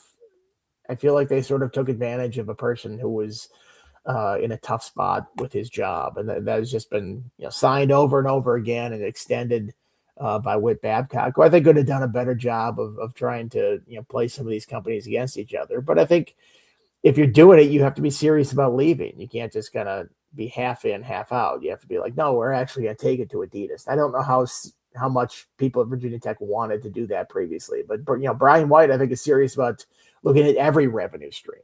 And if they have to leave to go to Adidas, he's dealt with them in the past when he was Right. at Florida Atlantic. I don't think he minds it. So, more money is the name of the game, and this is one way to bring in some more. And his brother, university, Tennessee's an Adidas school, right? I mean, yeah, I know fans are going to have strong opinions about that. I don't know if I do necessarily. I mean, the uniforms, be like, oh, they ruined Penn State's uniforms. I'm like, they're just blue and white. And how much could they ruin them? They didn't. Yeah, it's not like the design is completely different. It's the most old school looking uniform possible. That it feels like that one's a tough one to screw up. But there are people out there that will vow that they screwed it up, and I don't know. I guess I don't have an eye for that. Yeah, but Adidas is making a play. They've got some pretty big properties, so it might not be the worst thing for Tech if that ends up being the case. So I kind of like it. So we'll see. What do you think? They finally look like they're going to crack down on all this, going to the pros and then going back to college. Boy, who knew, right? What do you think? I don't know. I think it's just another filing in all these lawsuits. You're going to come up with a rule that's going to prevent us from doing this? That sounds like a restraint of trade. Let's go to court over it. So now all these individual conferences are just going to get sued instead of the NCAA. And again, I'm not a lawyer on this stuff, but I think, you muck it up in the legal system long enough, you do it long enough, you can play during the season. That doesn't matter after that. And, the NCAA invited this process. So, I don't like pros coming back to the college or guys that were cut in training camp from coming back from college, but the NCAA could have passed this 5-for-5 thing in the winter, and they could have given some clarity to these 2022 athletes that, everybody else has got an extra year except this class. And they could have done it in January. They could have done it in April before the draft. And they didn't. And it left a bunch of these players with no choice. Like, okay, my eligibility is exhausted. I'm going to go to the pros. And if I don't make it there, then I'm done. Well, now it would make sense that they would have gotten an extra year if they would have passed this thing earlier than June. So I can't fault these players for trying to come back and at the highest earning potential of their life, trying to get another year when everybody else has got another year for this whole thing. So there are no angels in this whole thing. I think everybody is kind of on the wrong side of this issue. Certainly, right. Certainly Lane Kiffin and the people at LSU that are just LSU took a basketball player from 2 years ago. That dude needs to go get a job. Come on, enough. I don't like it, but I maybe have a little bit of sympathy for people like Daquan Wright, who's just one of those tweener players, not quite an NFL player, but did not have the 5 years of college like everybody else will have. If you're an NBA guy, he went pro 2 years ago, signed a 2-way contract, was involved in an NBA trade at some point, and now you're coming back to college. Shouldn't you have a little bit of shame about that? Shouldn't LSU have a little bit of shame? And I know there are 3 big time coaches down there, Mulkey and Lane Kiffin and Will Wade. None of them have an ounce of shame. So I should be surprised that is the school pushing this whole thing. But I don't know. I wish it would just end. I'm so tired of the lawsuits and stuff. I'm ready to cover some games. I know. Talk about the actual product on the field. This just seems like it's just never ending. Never ends. BS in the courts, and I'm tired of it. Well, along those lines, before we head out, Steve asked, hey, I've heard you mention on this show a lot that, hey, Saturday, Andy, are you getting off your couch at all at any point on Saturday watching college football? Well, yeah, I've got to get beer from the garage. Of course, come on. I don't have some sort of Rube Goldberg type machine to deliver me beer to my couch. Maybe I need to design one of those in the next day or something like that, so I don't need to get up. Just saying. Yeah, I mean, it's going to be minimal movement. I'm not going to, it's not like today's the day we clean out the garage. No, that's not on the docket. It's going to be a full day of football. I kind of wish there were a few more week 0 games. I guess next year, next year that'll be the case. They'll be covered one. So I have to enjoy this while we have the moment. That's right. 100%. All right, what do you got coming up for peeps on the site here this weekend? What do you got? Probably going to do another 10 things column. People seem to like that the first time. That's so great. I'm going to try to incorporate that into the rotation here. And then, season starts next week. It's regular game week, and we'll see how that goes under Franklin. going to be great. It's going to be great. All right, brother. Thanks, man. Great stuff as always. Enjoy the weekend. I know you will. All right. Talk to you later. All right, man. Take care. There you go. Andy Bitter. Good stuff. Yeah, you got to get off the couch to get more beer. Dwight Vick coming up a little bit later on. Good questions as always for AB. Thanks to Family Fencing, sponsor of our studio. Reach out to them to get a free quote at 540-200-8294. Mark Hundley, McClellan Chiropractic, 155 Walters Drive. Mark is really good at what he does. And thanks, everybody who went back and rewatched our video. It's gotten over 750 views. That's awesome. That's awesome. We're presented each and every day by Pulaski County Sports and Entertainment. Great to see Tim Miller this week. Little River Heating and Air, 1095 Radford Street in Christiansburg. You see the blue and black truck and vans everywhere. The attorney, Ryan Pry, down in Radford, 701 West Main Street, trust and estate planning. You can't trust anyone anymore with your trusts and estate planning than Ryan Pry. Anyway, the BDST fan question of the week's been really good. We've gotten over 60 votes. Best NFL coach. Not going to give it away. We got a good competition. I'll just say it that way. National Bank member FDIC, the exclusive banking partner, BDST, and you too. Professional Door Incorporated, sponsor of our text line. Travis Williams, 40 years in business, 674-0008. ReadySetFund.com. BobChrist11 at Gmail. Reach out to Bob. Ask him questions directly or check out Ready Set Fund. They're awesome. Sundown Electric, one of the best electrical companies in our region down in Ellison. The Smith Brothers, great logo. People want a T-shirt with that logo. Go see them. They have them. 540-382-5525. Leagues are forming now, and they need more help at the Super Bowl with the kids' leagues, and go do that through September the 12th.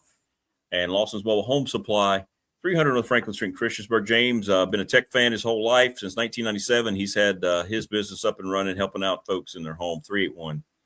381-8011, thanks to Top Shelf Apparel and all those cool people. Appreciate that. Good stuff. No popping tonight. I will be working. I have a women's soccer game, Coach Mabry. I will miss you.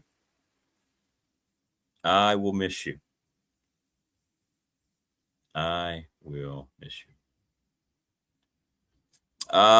did I miss here in chat? Dwight Vick at the top of the hour. The attorney, there it is, Ryan Pry, a Penn State fan. If I'm not mistaken, you grew up right there near the stadium. I can't help but chuckle. Franklin hasn't played a game yet, already making excuses, and they're clearly deficit spending. That I have heard. Yes, the deficit spending is a real thing. But I annoy Tech fans if I say that, so have fun with that. Morris says, agree, Ryan. Franklin needs to produce. He's got money. Good recruiting, transfer portal. Put up or shut up at this point. And that's right. And that's what I think it comes down to. If Franklin wins, nothing's going to matter surrounding his aura. If he doesn't win, then it all changes. And that's what this comes down to. Tech fans not going to care. Heck, they're giving him free run. Most Tech fans are just accepting everything that he's doing and saying verbatim as, and it's what Andy said, because things were so bad that they're willing to just let this guy come in who's done this at two other places and do it his way. He's not winning friends over there, but he doesn't care. He's trying to get things done. And if he can do that and then they win, then everything's going to fall into place and there won't be any criticism. If he doesn't win, or if it's mediocre, is that going to perpetuate his constant demands? That's going to be interesting. And Penn State fan does chime in, and they do so quite often. And I don't believe it's because they're pining away to have James Franklin back. They experienced all this when he was there for 11 years. Now, I don't know why they continue to care at this point, but that was a long relationship, right? I think you got to look at it in your own personal life. If you have a relationship and let's say you break up with your girlfriend after 10 years and you thought you had a future, then it's going to feel a little more tough than if it's only 6 months or a year or two. You got a lot invested, a lot of shared history. So I think a lot of it is that coming from Penn State fan more than it is they're not wishing he were back.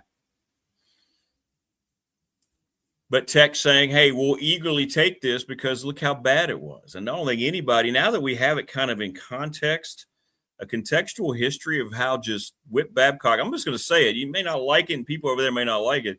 Whit Babcock let this program go to complete crap. Is that wrong? Is that wrong? Look at the lack of money. Look at the Hail Mary before he finally was shown the door. Oh, I'm sorry, before he finally retired. To say that we need this amount of money. Blah, blah, blah, blah, blah, blah, blah, blah, blah. You hired Brent Pry as your head coach. You were the only football program in the country that was considering hiring Brent Pry as your head coach. It failed miserably. We'll talk to Dwight Vick about this coming up. So it was at the bottom. You know what stayed at the top was the fans, which is what excites me. I'm glad to have so many friends who either are season ticket holders, who are grads, who grew up passionate. I'm glad to see them excited again because on Saturday they would come up and they would say and be like, yeah, who do we play this week? You're just like, I know. And to Andy's point, now that there's new people all around and there's a new mindset, if it produces the results that Franklin's had at other places, then everything's going to be hunky-dory. And many of you have said this from the get-go in chat. You've said, hey, look, if they win, nothing else is going to matter, and that is 100% correct. It puts more of an onus on Franklin, but I don't think he minds. He knows that 7-5 is not necessarily winning, although technically it is. Winning is going to mean 9-10 wins and being there on that final Saturday before the playoff, at least as long as we have them being part of a championship game or being in the running for an ACC championship game. Brian says definitely deficit spending. If they're running things like the federal government has for decades, I'm sure everything will be just peachy. All right, Price says, honestly, I don't know that they do care, but social media algorithms keep putting Franklin's posts in front of them. Yeah, that's true. X has gotten really bad about that. Yeah, the algorithms do. They continue to, whatever you click on, whatever you read, it immediately, you notice it. X has gotten really bad about it. Instagram, they all are like that. That's how our phones know where we're going to shop next. SWV to Texas says Penn State fans are like the guy who kicks his longtime girlfriend to the curb and then gets mad when she lands on her feet instead of being crushed. I don't know. I don't know that they're mad. I think they're looking at it with curious optimism because, maybe they are. Maybe some of them are, but I don't believe any of them are pining away that he was still their coach. What's up, Blair Allen? Week 1 of high school football. Go out and support your local kids. Could not agree more. Southwest Virginia is a very special place. Go Buffs. Hey, tell Coach Cromer I said hello. Tell him to come on the show. Tim and I have a long history of working together. Tell Tim to come on this program. You're going to tell you what, Blair, you win week 1. You tell him to come on here. We have Blacksburg football here tomorrow night against Giles. 6:30 pregame, 7 o'clock. Again, it's the audio. Let me clarify. It's the audio broadcast. Now, Landon and Richard will be on camera for pregame, halftime, postgame. Coach Reese going to join them on postgame. And we're excited about all that. We're going to try to start a weekly segment with Coach Reese. It didn't work out this week as he's getting ready for his first game, and but we're going to try to work that out going forward. So, yeah, high school football indeed. Exciting time. That first Friday night just feels good, doesn't it? And it is here. It is here. And yes, go out and support. And let's let high school football be special. Can we? Can we just do that again? Can we not try to put it in a box and try to compare it to everything else? Right?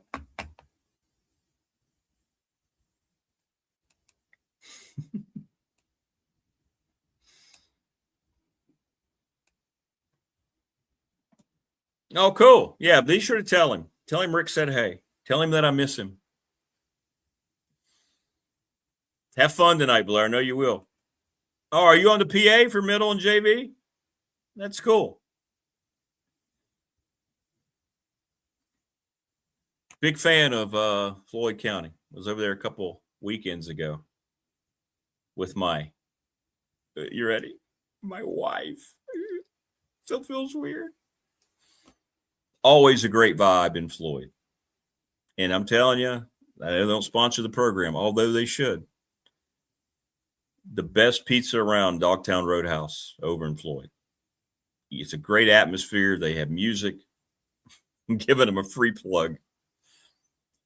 They have beverages, good beverages from regional breweries that you don't get everywhere. Service is great. Just trying to turn people on to the good things in life.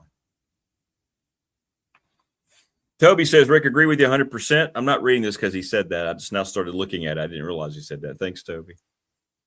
As long as Franklin wins, none of this is really going to become an issue. But 6-6, 7-5, back-to-back seasons of that, players leaving, so forth, then the message is going to be dissolved. Yeah, correct.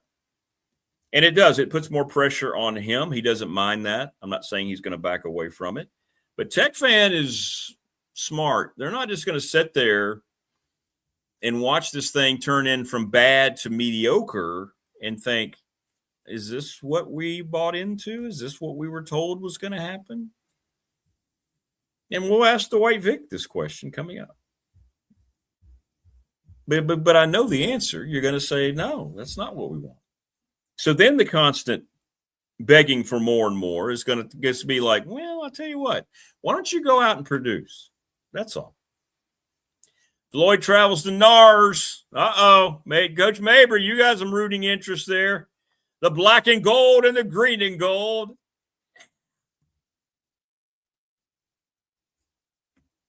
Awesome. Yeah, high school football is special. In this area, man, it's extremely special.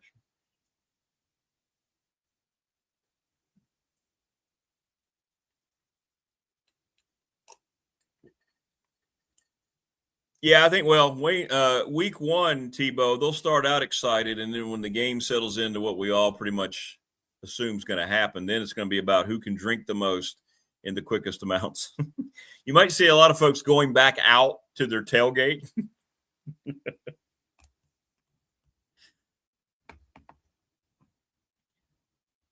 I think the excitement is just centered around Franklin's first game as opposed to it being a first game. Like I say, when you open up with a 50.5-point underdog, it's kind of a given what's going to happen, but the curiosity is going to be on how everything looks. I want to see how Grunkemeyer looks.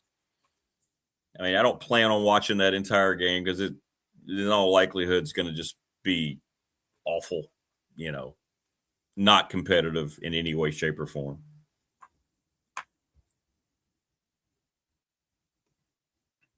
So, but there'll be some curiosity there. Won't be able to get a real read on the defense.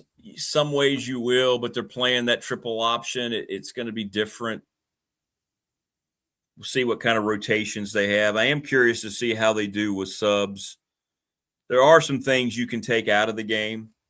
Who are some of the first guys to rotate in, defensive line rotation, things like that. Because I don't think you're going to need your starters very long in a game like that, or you shouldn't. And then Franklin's going to have a decision to make. Is he going to run it up against the military school with the tradition that VMI has playing Virginia Tech? I mean, it's going to be interesting to see what happens with all that. But there's a lot of things surrounding that game other than the competitive aspect of it, I think. But yeah, people will be loud and proud at the beginning, the first Sandman under Franklin, all these things. So yeah, it'll be a Saturday night party. No question. I did see that. Bob says, did you see where Tim Curry passed away? Yes, I did. Yes, I did. Rocky Horror Picture Show.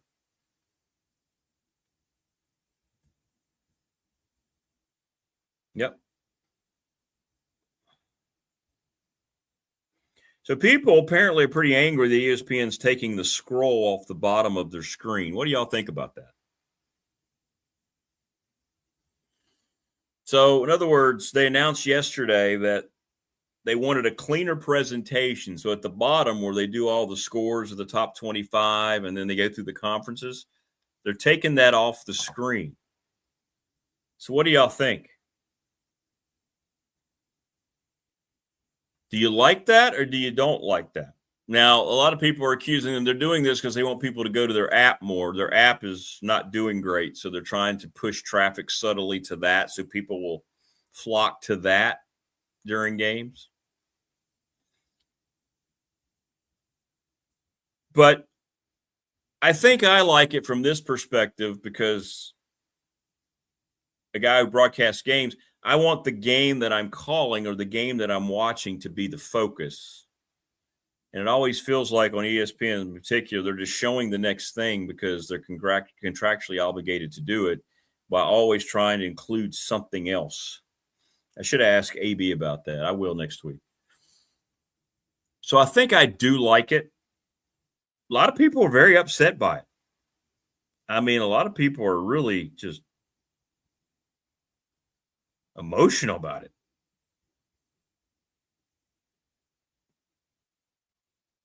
But I think that's what they're trying to do. They want people to go to their app. It won't bother me one way or the other. I mean, when I'm watching a game, I'm watching that game. I don't know how much I looked at the bottom of the screen anyway. They're going to do cut-ins if there's some kind of big upset anyway. It's not like they're going to just stop updating people. I mean, if something is about to happen, they're going to, put it on there.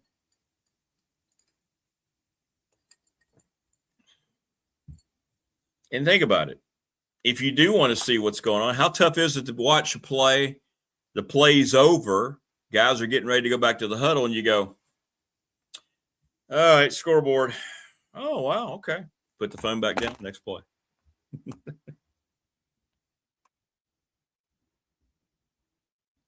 Yeah, it's true, David Mabry. Gamblers and fantasy players are upset about no scroll. Yeah. Yeah, in Vegas, they like the idea. I think that's why it was created as well. Yeah.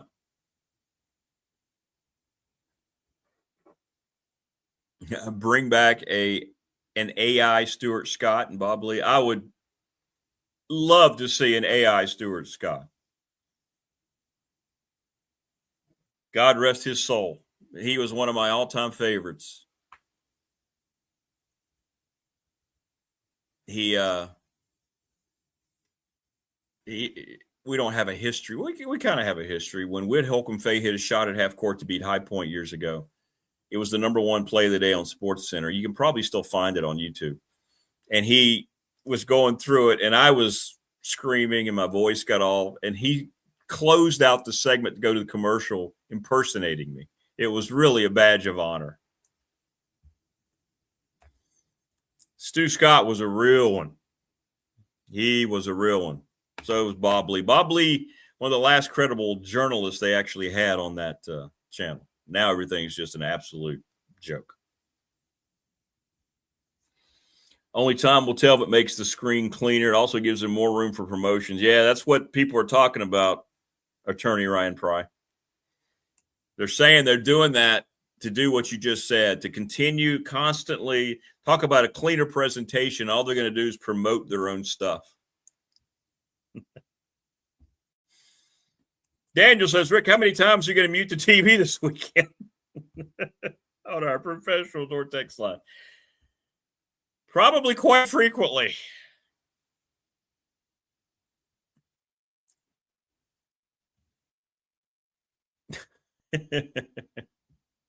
Depends on who's calling the game. Is Sean McDonough on one of the games? He'd have to be, right? Is Sean McDonough in Ireland? Who the hell's calling the game in Ireland? Anybody know? Wayne? If Sean McDonough is calling a game, it will not be muted. He's brilliant. Ever. Brilliant. Depends on who they got on there, though.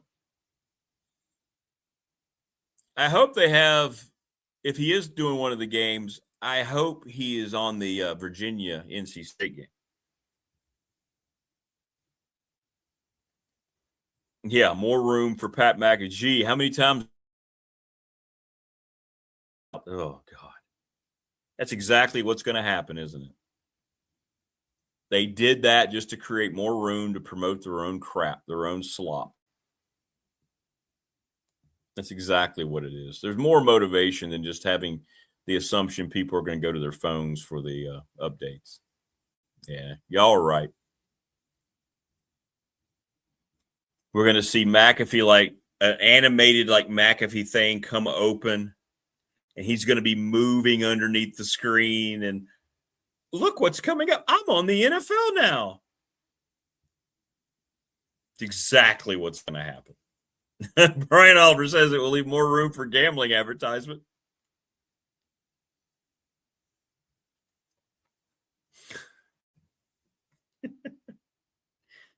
Let me get Creed in here. He's been a wild man this morning, man. There were coyotes out there this morning in the distance. Maybe he had a little interaction because I know he goes to the farm across the way, so he may have run into something.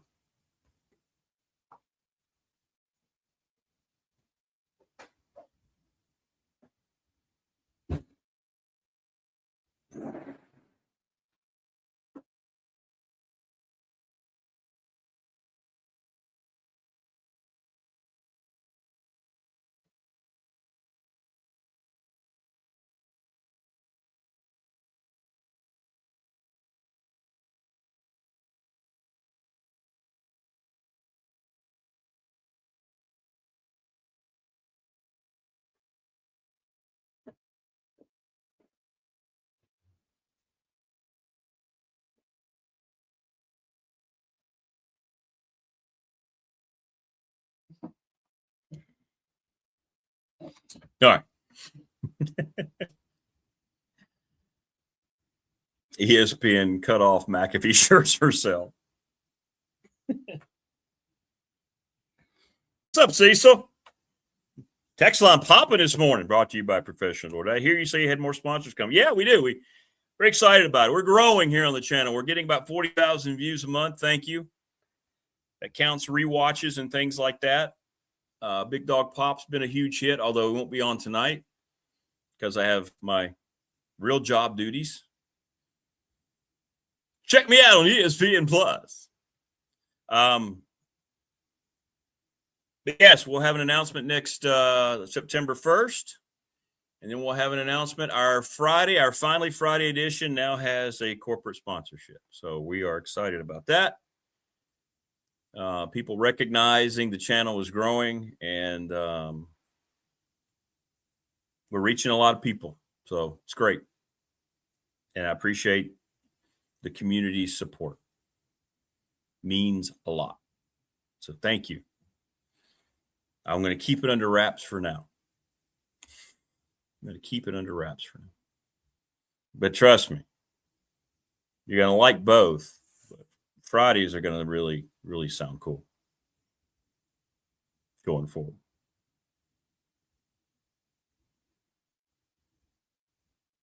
Yes, Trey, we do. Blacksburg High School football tomorrow. I probably haven't promoted it enough here.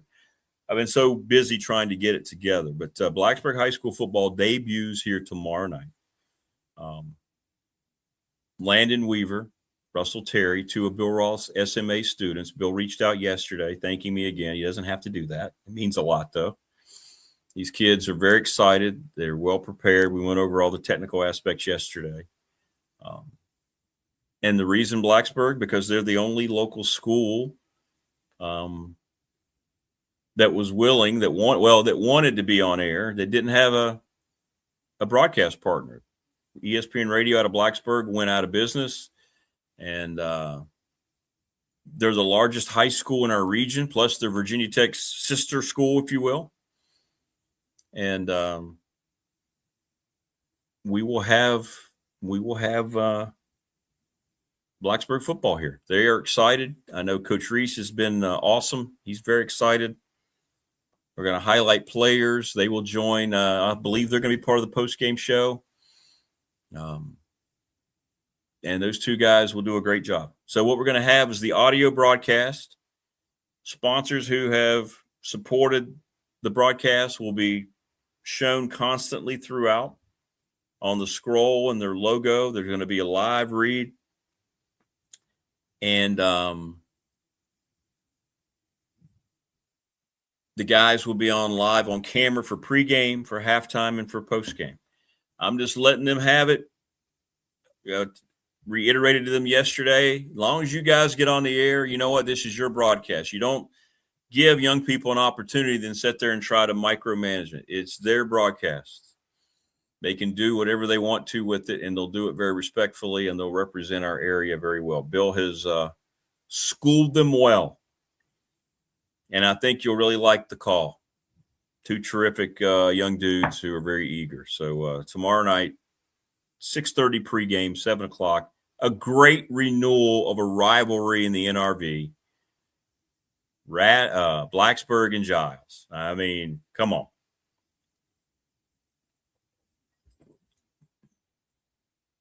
I will be there tomorrow night. I will be there tomorrow night. Not that that matters to anyone. But I'm there just to make sure the guys get there okay. Not because I'm worried about them, but to make sure the technical part works. Rodney Young, who writes for The Patriot, covering high school football. He's got Radford at George Wythe tomorrow night. There you go, Wayne.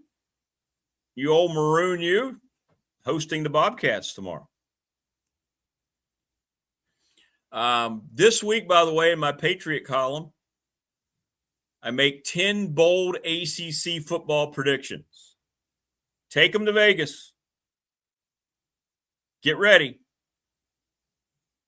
10 bold ACC football predictions coming out in the newspaper tomorrow.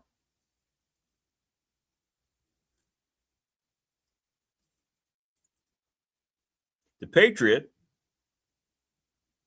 is a wonderful publication put on by Mike Williams. Mike is an old school journalistic mind. We don't have things like The Patriot anymore, either online or hard copy, that are dedicated to providing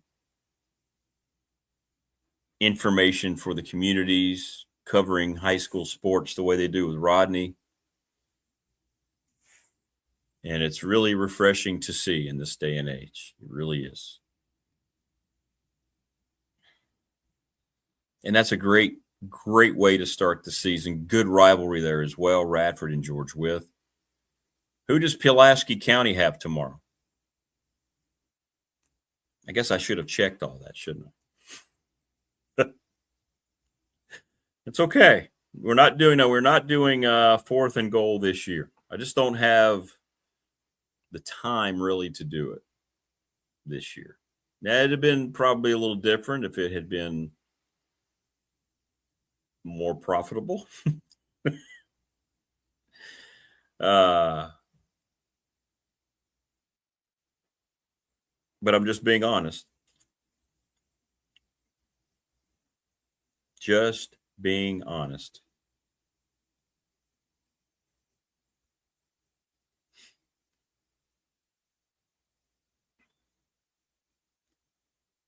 I'm looking now.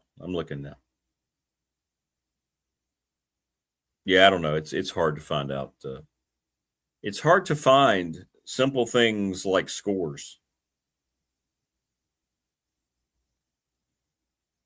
So I don't know where those would be. Where's the list and all that?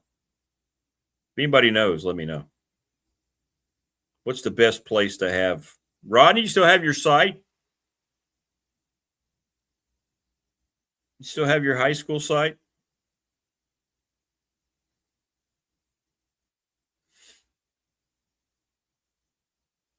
Nobody has the scores listed, though. Okay. I'm looking for a list. They're at Northside. Okay, thank you, Low Country.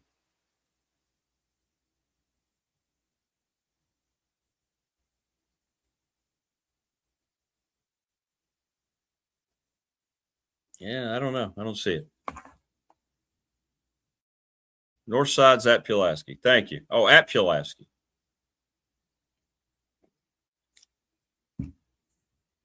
We'll have all the results for you on Monday with what happens with high school football. I will work on finding all that so I can have it at the stand. I still think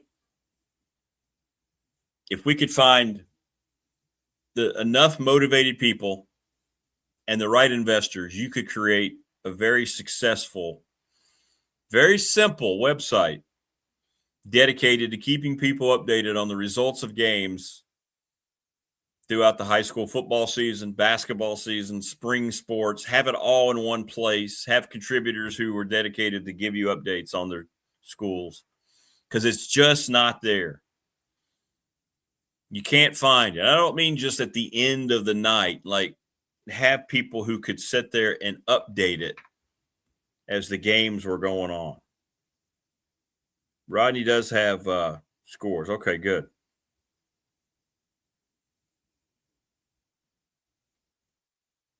People would really appreciate that, because all I hear is how people cannot find anything about what's going on locally in high school football throughout Friday nights. Correct.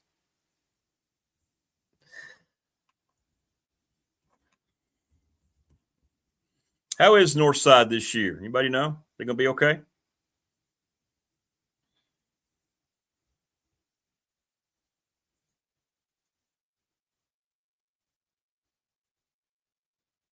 Well, we'll see what happens. We shall see what happens this year.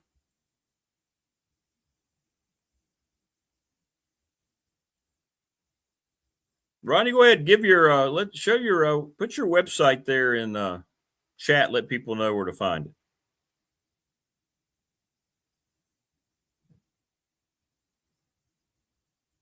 Hey, there we go. Now I have the schedule. Took a little digging, but I got it.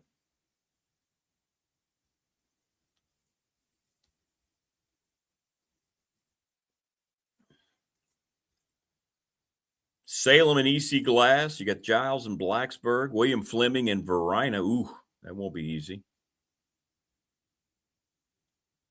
Northside Pulaski. Glenver at Liberty Christian. Wow, Liberty at LCA. Hidden Valley, Stanton River, Williamburg, Cave Spring. Christiansburg on the road at Carroll County. Floyd County and NARS. Auburn on the road at James River. Radford, George Wythe. Craig County and Galax. Craig's going to be pretty good this year. Rural Retreat, Fort Chiswell, Chehowee, and Marion. All right, so there you go. We got some pretty good games coming up. So Rodney will post scores after midnight. Okay, there you go.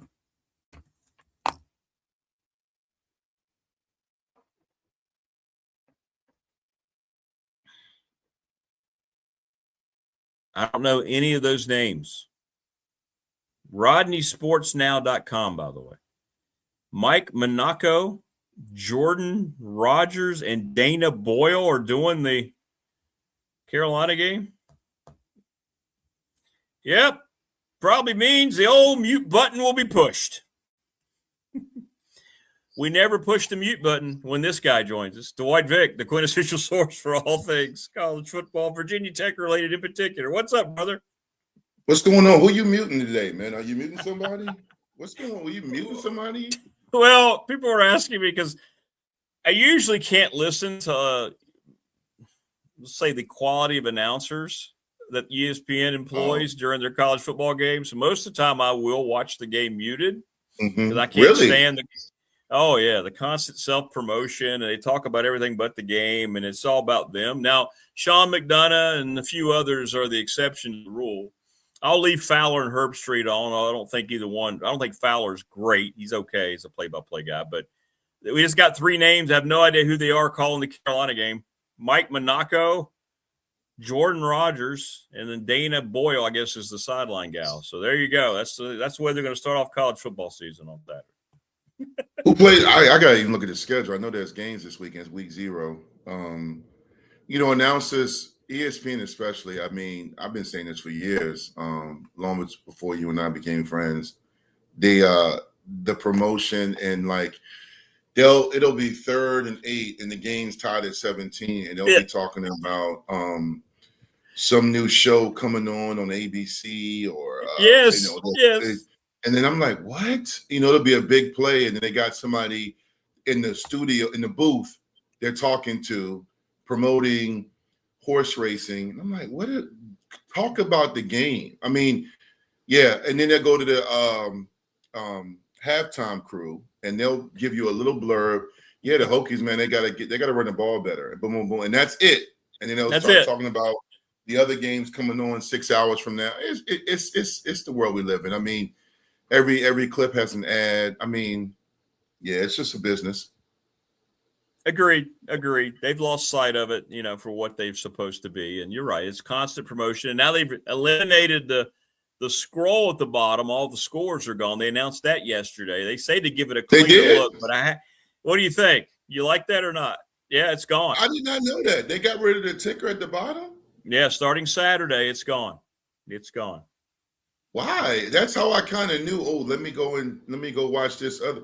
Well, I know they do have, because I have it. If you have YouTube TV or most streams now, you can watch 3 or 4 games on your TV. I mean, but still, I mean, it's not like it's a major blow. It's just one of those things where I swear these execs get in these rooms and they just want to change stuff, man. The suits will always. I've seen it with, Virginia Tech administration, the college. They just change stuff. I know we have to pave the roads. We have to do certain things to make our overall well-being, our quality of life better. And I'm all for that. But sometimes it's just like, why change? Why? Again, I am majorly on point with safety in football. But I always forget until I watch a game, the NFL kickoff rule. The way they do it. It's just, I don't know, man. It's awful. Just have everybody start at the 25. That little wait till they kick it and everybody run down. I don't know. I know the safety piece is big, but that's just, yeah, I don't know. I mean, the NFL has it. I posted this on my Facebook page.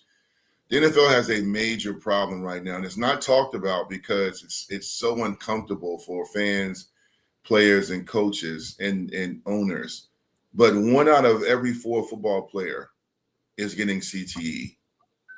1 out of every 4 player is getting CTE, and they're dying from it. And I know they have those big helmets now with the cushion on top. So I understand why the kickoff is the way it is now. It's just, I don't know, man. There was a period, and I don't have the numbers in front of me, where numbers of kids enrolling to play football was going down across the country. But I don't know if that has been continued. I don't know if those numbers are continuing to go down. But I played football, as everybody knows, while I'm on here. But, looking back, we played during a very dangerous era. There's more awareness now, but at the same time, if people are still getting CTE, Goodell and his guys have to address that. You got to look at, maybe eliminating the preseason. But what did they do? They doubled down and they extended the season. There's more games now in the regular season. Yeah, they added again. They're going to add another game too. There's going to be 18 before it all said and done. They're going to get to 20 games, and you have been adamant throughout the summer, Rick, talking about Tech schedule and travel, going to California and going to SMU.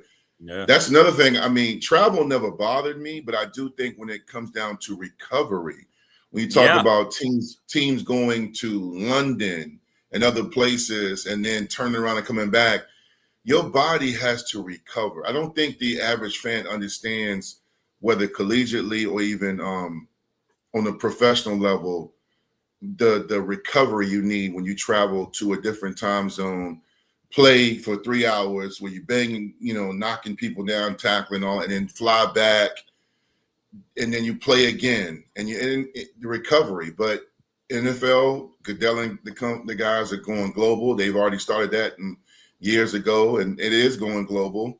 They get great crowds. They get great money. It's just a different time now, man.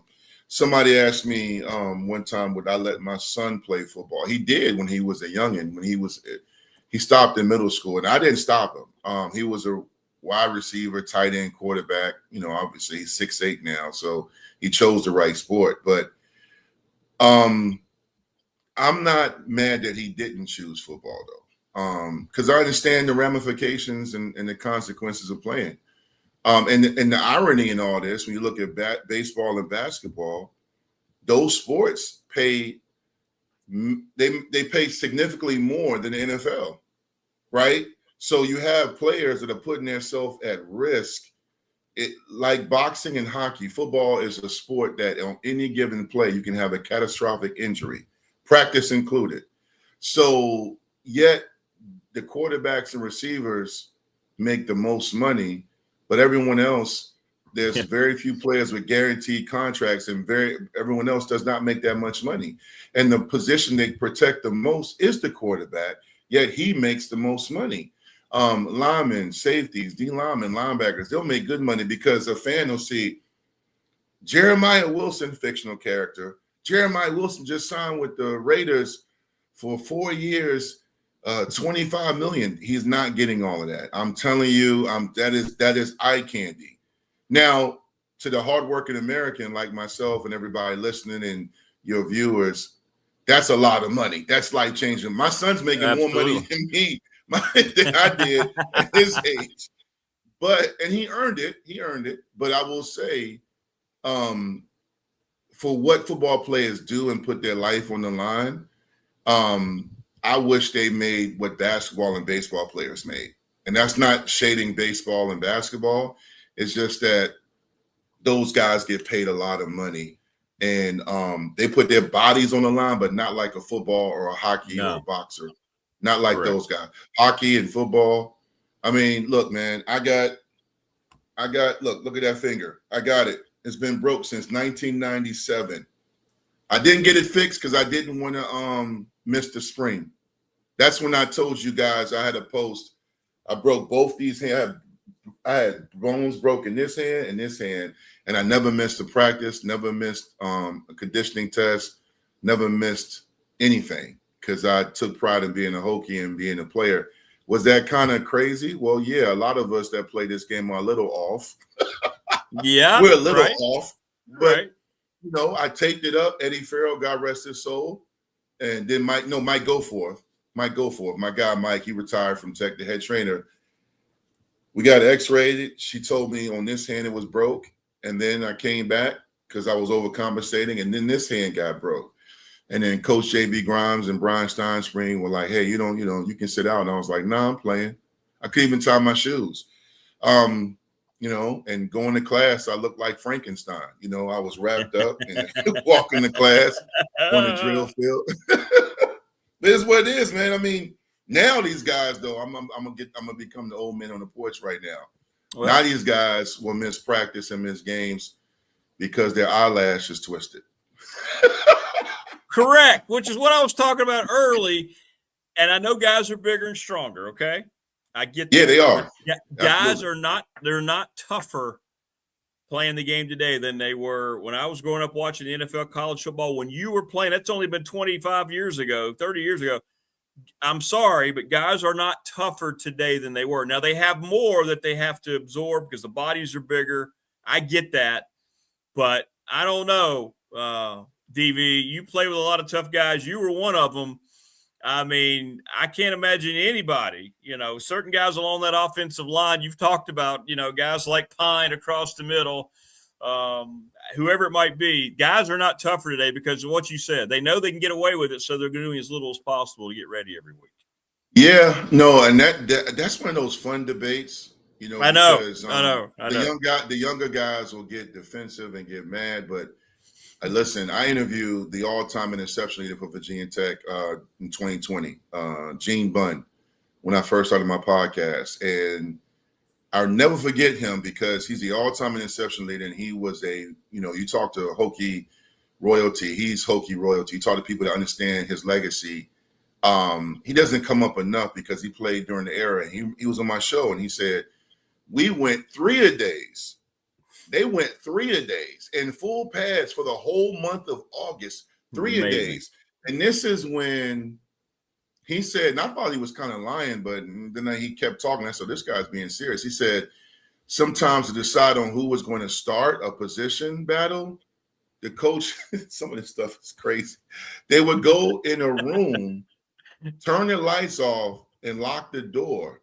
And like with pads on, I don't know if the pads on or not. And then whoever was left standing came out. I mean, look, I'm not saying we need to go back to that. And I don't know if we need to go back to 3-a-days, but I will tell you, when I hear about the guys that played before me, they were tougher than I was, because what and it was, some of it safe, probably not. But you talking about what you earned and how we were physical and how you really prepared yourself for the upcoming season, because you had more days with full pads. I mean, I pretty much my entire 5 years in Blacksburg went full pads. And if I throw in high school was, and somebody might not believe me, but my high school practices for the legendary coach Mike Smith. Oh my Lord. Were probably a little bit harder than they were at Tech. And Tech, it was hard. Like, we went 5:30 in the morning. We had to be at the field on 5:30. We went 5:30 to around 11:30. And then we had a break for lunch, or if we just passed out, then we came back and went around 3 o'clock to 6:30, 7 o'clock. And that was for the entire month of August. And then we scrimmaged on Saturdays or Fridays. And then we had conditioning and film on Sunday. There were days I didn't even know what day it was. I'm in high school, man. I mean, I remember there were days, I mean, I slept, my body was sore. But by game day, man, by the season, I was ready. But it's a different time now, man. Like, that's why I look at these guys. I joked one time in my former player group chat with Virginia Tech guys. And I laugh because I see these kids now. They're coming out the locker room and they're smiling. They got the Virginia Tech media. They're like, who would you take, Spider-Man or Batman? And they're smiling and they're doing TikToks. And they're taking selfies. I'm like, man, y'all ain't working hard. I'm just playing, but I'm like, right. We did not have that kind of energy. We were dead tired. You were in the cold tub. Your best players, I'm talking about your Lee Suggs and some of your best players of all time, your Mike Vicks, were limping to the locker room. They had ice packs on their ankles. And I'm not even insinuating that Franklin and those guys aren't working those guys hard. It's just, anybody in the chat or anybody listening or watch ever say, yeah, I'm working hard, and you get around somebody that's really working hard, and you're like, oh, I ain't working hard like that. Yeah, that's right. the difference. That's the difference. And we worked hard like that. We were the guy. And again, I take honor and pride in the fact that we are part of the expectations that Virginia Tech is trying to get back to and exceed. We are part of that group that did that. So, yeah, man, different time. And again, for the record, I don't want anybody to take a piece of this segment and say, oh, he wants us to. No, I'm not saying neglect safety. I'm saying there's levels to this. And, correct. Guys really, really worked hard. It's just, it was a different mentality. And I think that's why, I was on Boundary Corner podcast. Yeah, Brian said that. Yeah. Yeah, and I talked about how when we played Kentucky in the Belk Bowl and that quarterback came to our sideline pregame and punched the Virginia Tech player. I know my era. The bowl game would have been canceled because there would have been a brawl in the middle of the field. There's no way a quarterback from Kentucky is going to walk over there and punch a teammate. And we're going to just kind of walk around and chirp. No, we are going. I already know. Listen, Woo! I already know, my guys. I already know. We were, Beamer, Beamer tries, he laughs about it now, but he knows it was different. I mean, Beamer was different. I talked about this with Brian and Tally and those guys. Beamer, that y'all saw the last part of his years, the last 10 years when they beat UVA in that comeback win, and he was dancing on the stool and he was dancing. We did not get that Frank Beamer. We did not. Beamer was not dancing on a stool. He was not doing the nay, and he was and I get it, because when you first come somewhere, you got to set the tone. But I also think you got to also make sure guys understand what they're a part of, because right. It's like, when do I, and that's a hard dilemma for a coach. When do I let my guard down? When do I let up? When do I let these guys do whatever? Like, I know a few years ago, I was watching some of the stuff on Tech, and I remember Price said, we're going to give a day off. Everybody we're going to just give the day off and go to the lake. And they did. I forgot what they did. I don't want to misquote, but he gave them a day off during camp. I'm like, man, no, ain't no days off. No days off. Get a day off when you win 10 games. No days off, man. A day off when y'all weren't conditioning. They weren't conditioning after practice. You mean to tell me you guys aren't doing any conditioning? What are you getting a day off from? You barely go full pads. Okay, it's hot. Yes. But unless you live in a different climate, everybody's dealing with heat.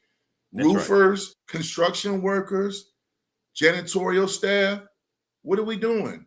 Come on. The band's outside in the heat. I don't know, Rick.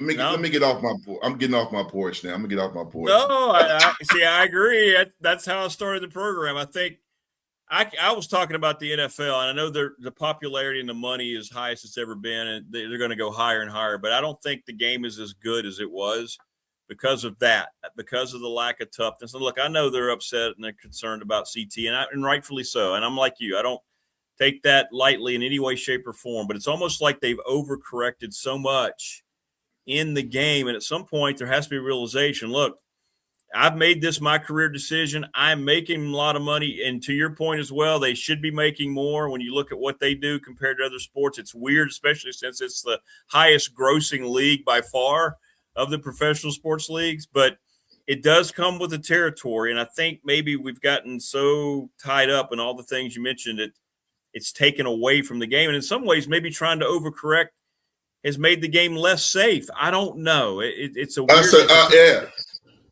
right? I'm sorry. That's actually a great point, because what's going to happen in a couple of weeks when the season kicks off, this happens every year over the last several years. The first 2 weeks, maybe even 3 weeks, the offense, the games are terrible because nobody that starts has played.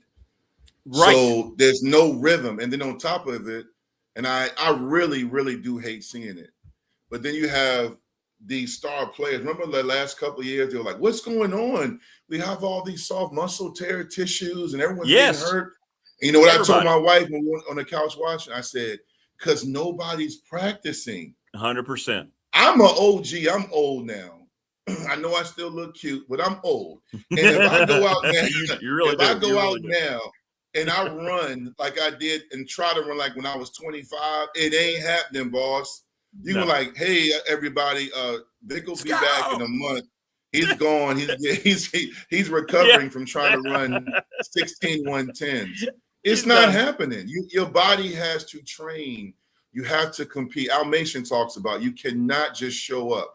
And that's why the NFL, I'm not even stuck in I'm not stuck on nostalgia, but that's why the NFL, to me, the product is inconsistent. And this is why, I mean, I was watching, I'm a sucker for like anything historic. Like I like looking back, reflecting. Yeah. That's just me. I was watching the 49ers and the Cowboys. I was on TikTok watching their battles.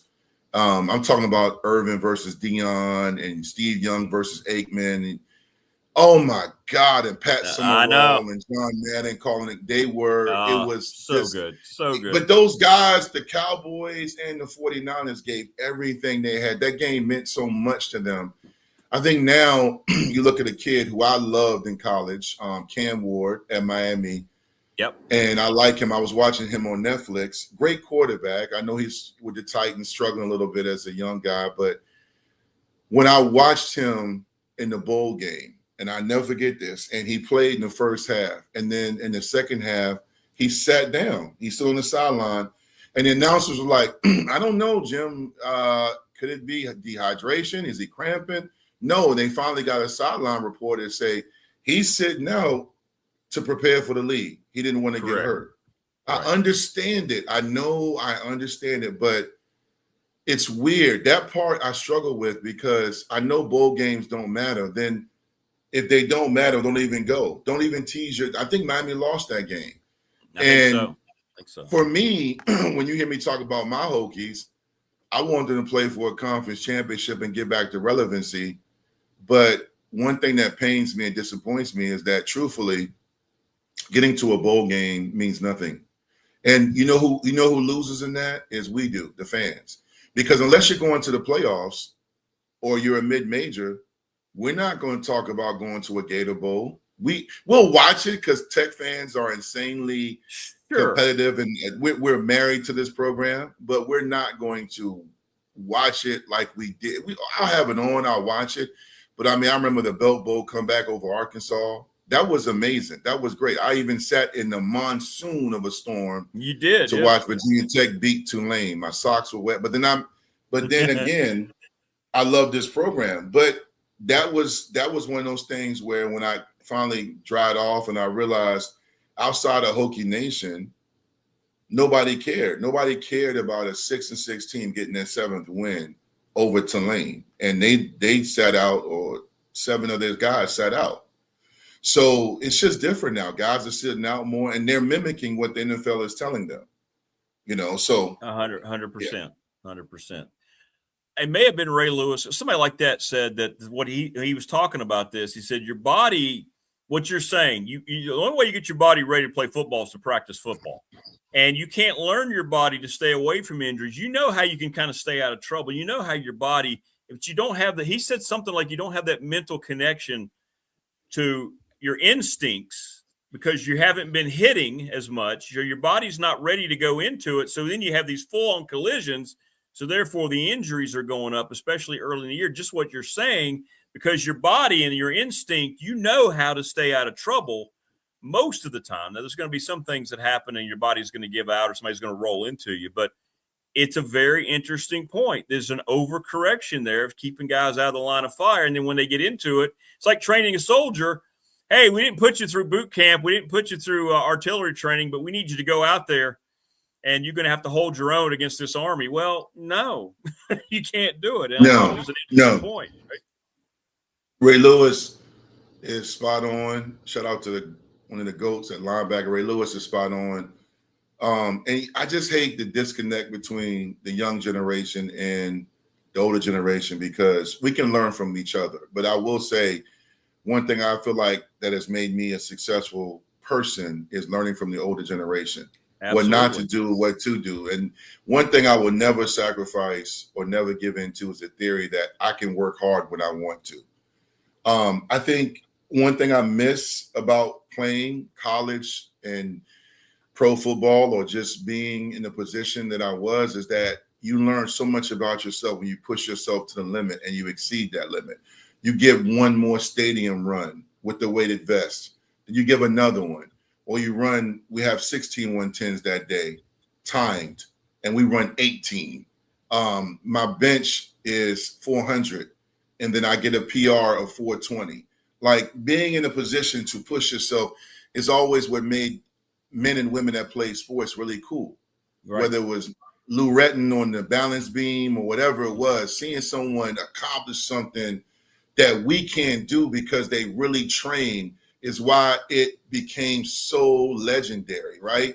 But what happened over the years is money became more accessible 100%. And then sports became more entertainment. So now I see ESPN now on their Instagram and TikTok account talking about who somebody's dating, who's sleeping with who. I'm like, what do I care or somebody is talking about they got a 12 count of chicken nuggets of Chick-fil-A and they only got 10, so now Chick-fil-A is racist. It's like, why is this new? I want to know about the too deep on my favorite team. So it's just one of those things, man, where we're in a different world, man. We're in a different world. And again, I'll be watching NFL when it debuts Thursday night. Because I play fantasy, I do a couple, but even doing parlays in fantasy, man, is not the same because every time I wake up, there's a scandal where college and NFL players have been like basically part of a scenario where they're shanking games. They're just they're doing stuff. I mean, you don't know what to believe. Essentially what happened, Rick. We lost our way and we lost our authenticity. We have. It's not as authentic as it used to be. And I know I sound like I'm complaining because it's not complaining because I'm going to watch games. There's certain players I love watching play, but it's not the same, right? I keep telling my friends that are diehard Cowboy fans, I'm like, you guys pay all that money, go to Jerry's World, you wear all the gear, you go out there and you love the Cowboys, and they haven't done anything in 30 years. And Jerry Jones, and his family are sitting up top wealthy. Like they got money to burn. And you work too hard to watch these guys do what they do and let you down every season. And you come back and you keep supporting them. And so, because people say, man, Dwight, you don't have no favorite professional team? And I look them dead in the eye, I go, no. And I love it. I watch games. I have players I love. There's a lot of guys I love watching play, and even some female athletes. I love it. But I will tell you, Rick, you're my guy, and everybody watching, I disconnected from having a favorite team because when I got to the Baltimore Ravens minicamp and I got released, and then I tried to get back in the league, and then a lot of my teammates that I played with at Virginia Tech or even at other schools at UVA that I know that went and coached professionally, and some of them coached collegiately, and you start to get the scoop on how some of these players, many of these players do not care. Yeah. They want their check. They want to get here. They don't.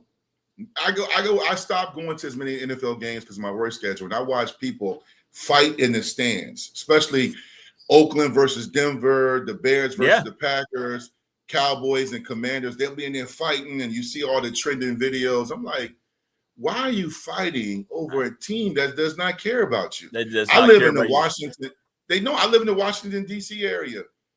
And, the Commanders, the Redskins, whatever they're called, they have been losing for years. And they'll win a big game, and the fans will get excited. And, I live up here. And then when they lose, the Wizards, they've been rebuilding since I had hair. Those guys go out to the club. They get in them. They hang out.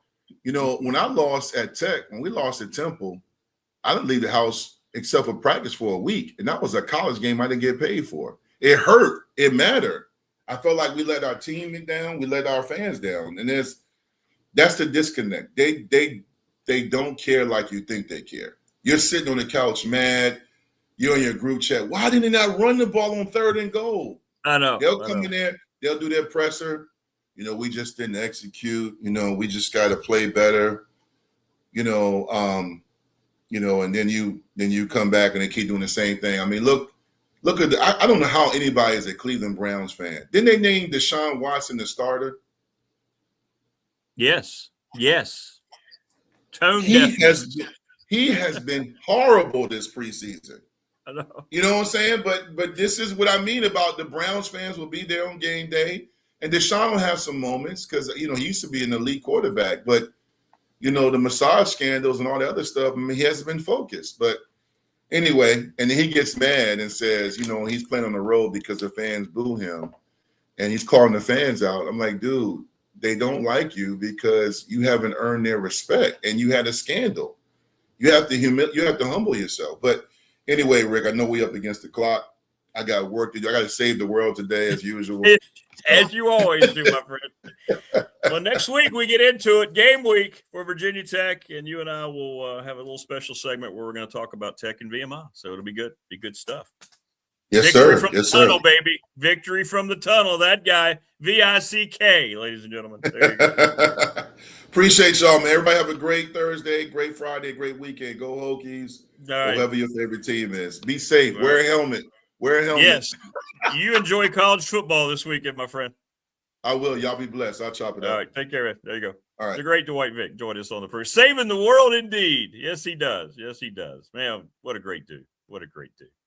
All right. We're just about done for the day. Thanks to everybody. Great chat as always. Great sponsorship support. Great professional door text line. My goodness. McClellan chat room blowing up. Finally, Friday edition tomorrow. Coach Elmo, Mike Ashley, Ray Cox, Ralph Barrier. Hour 2, and then Jen, she's going to reveal the most dateable SEC coaches year 2. It was an immensely popular segment last year. She's got her list ready for tomorrow. Everybody take care. Enjoy your Thursday. We'll see you tomorrow on the Finally Friday edition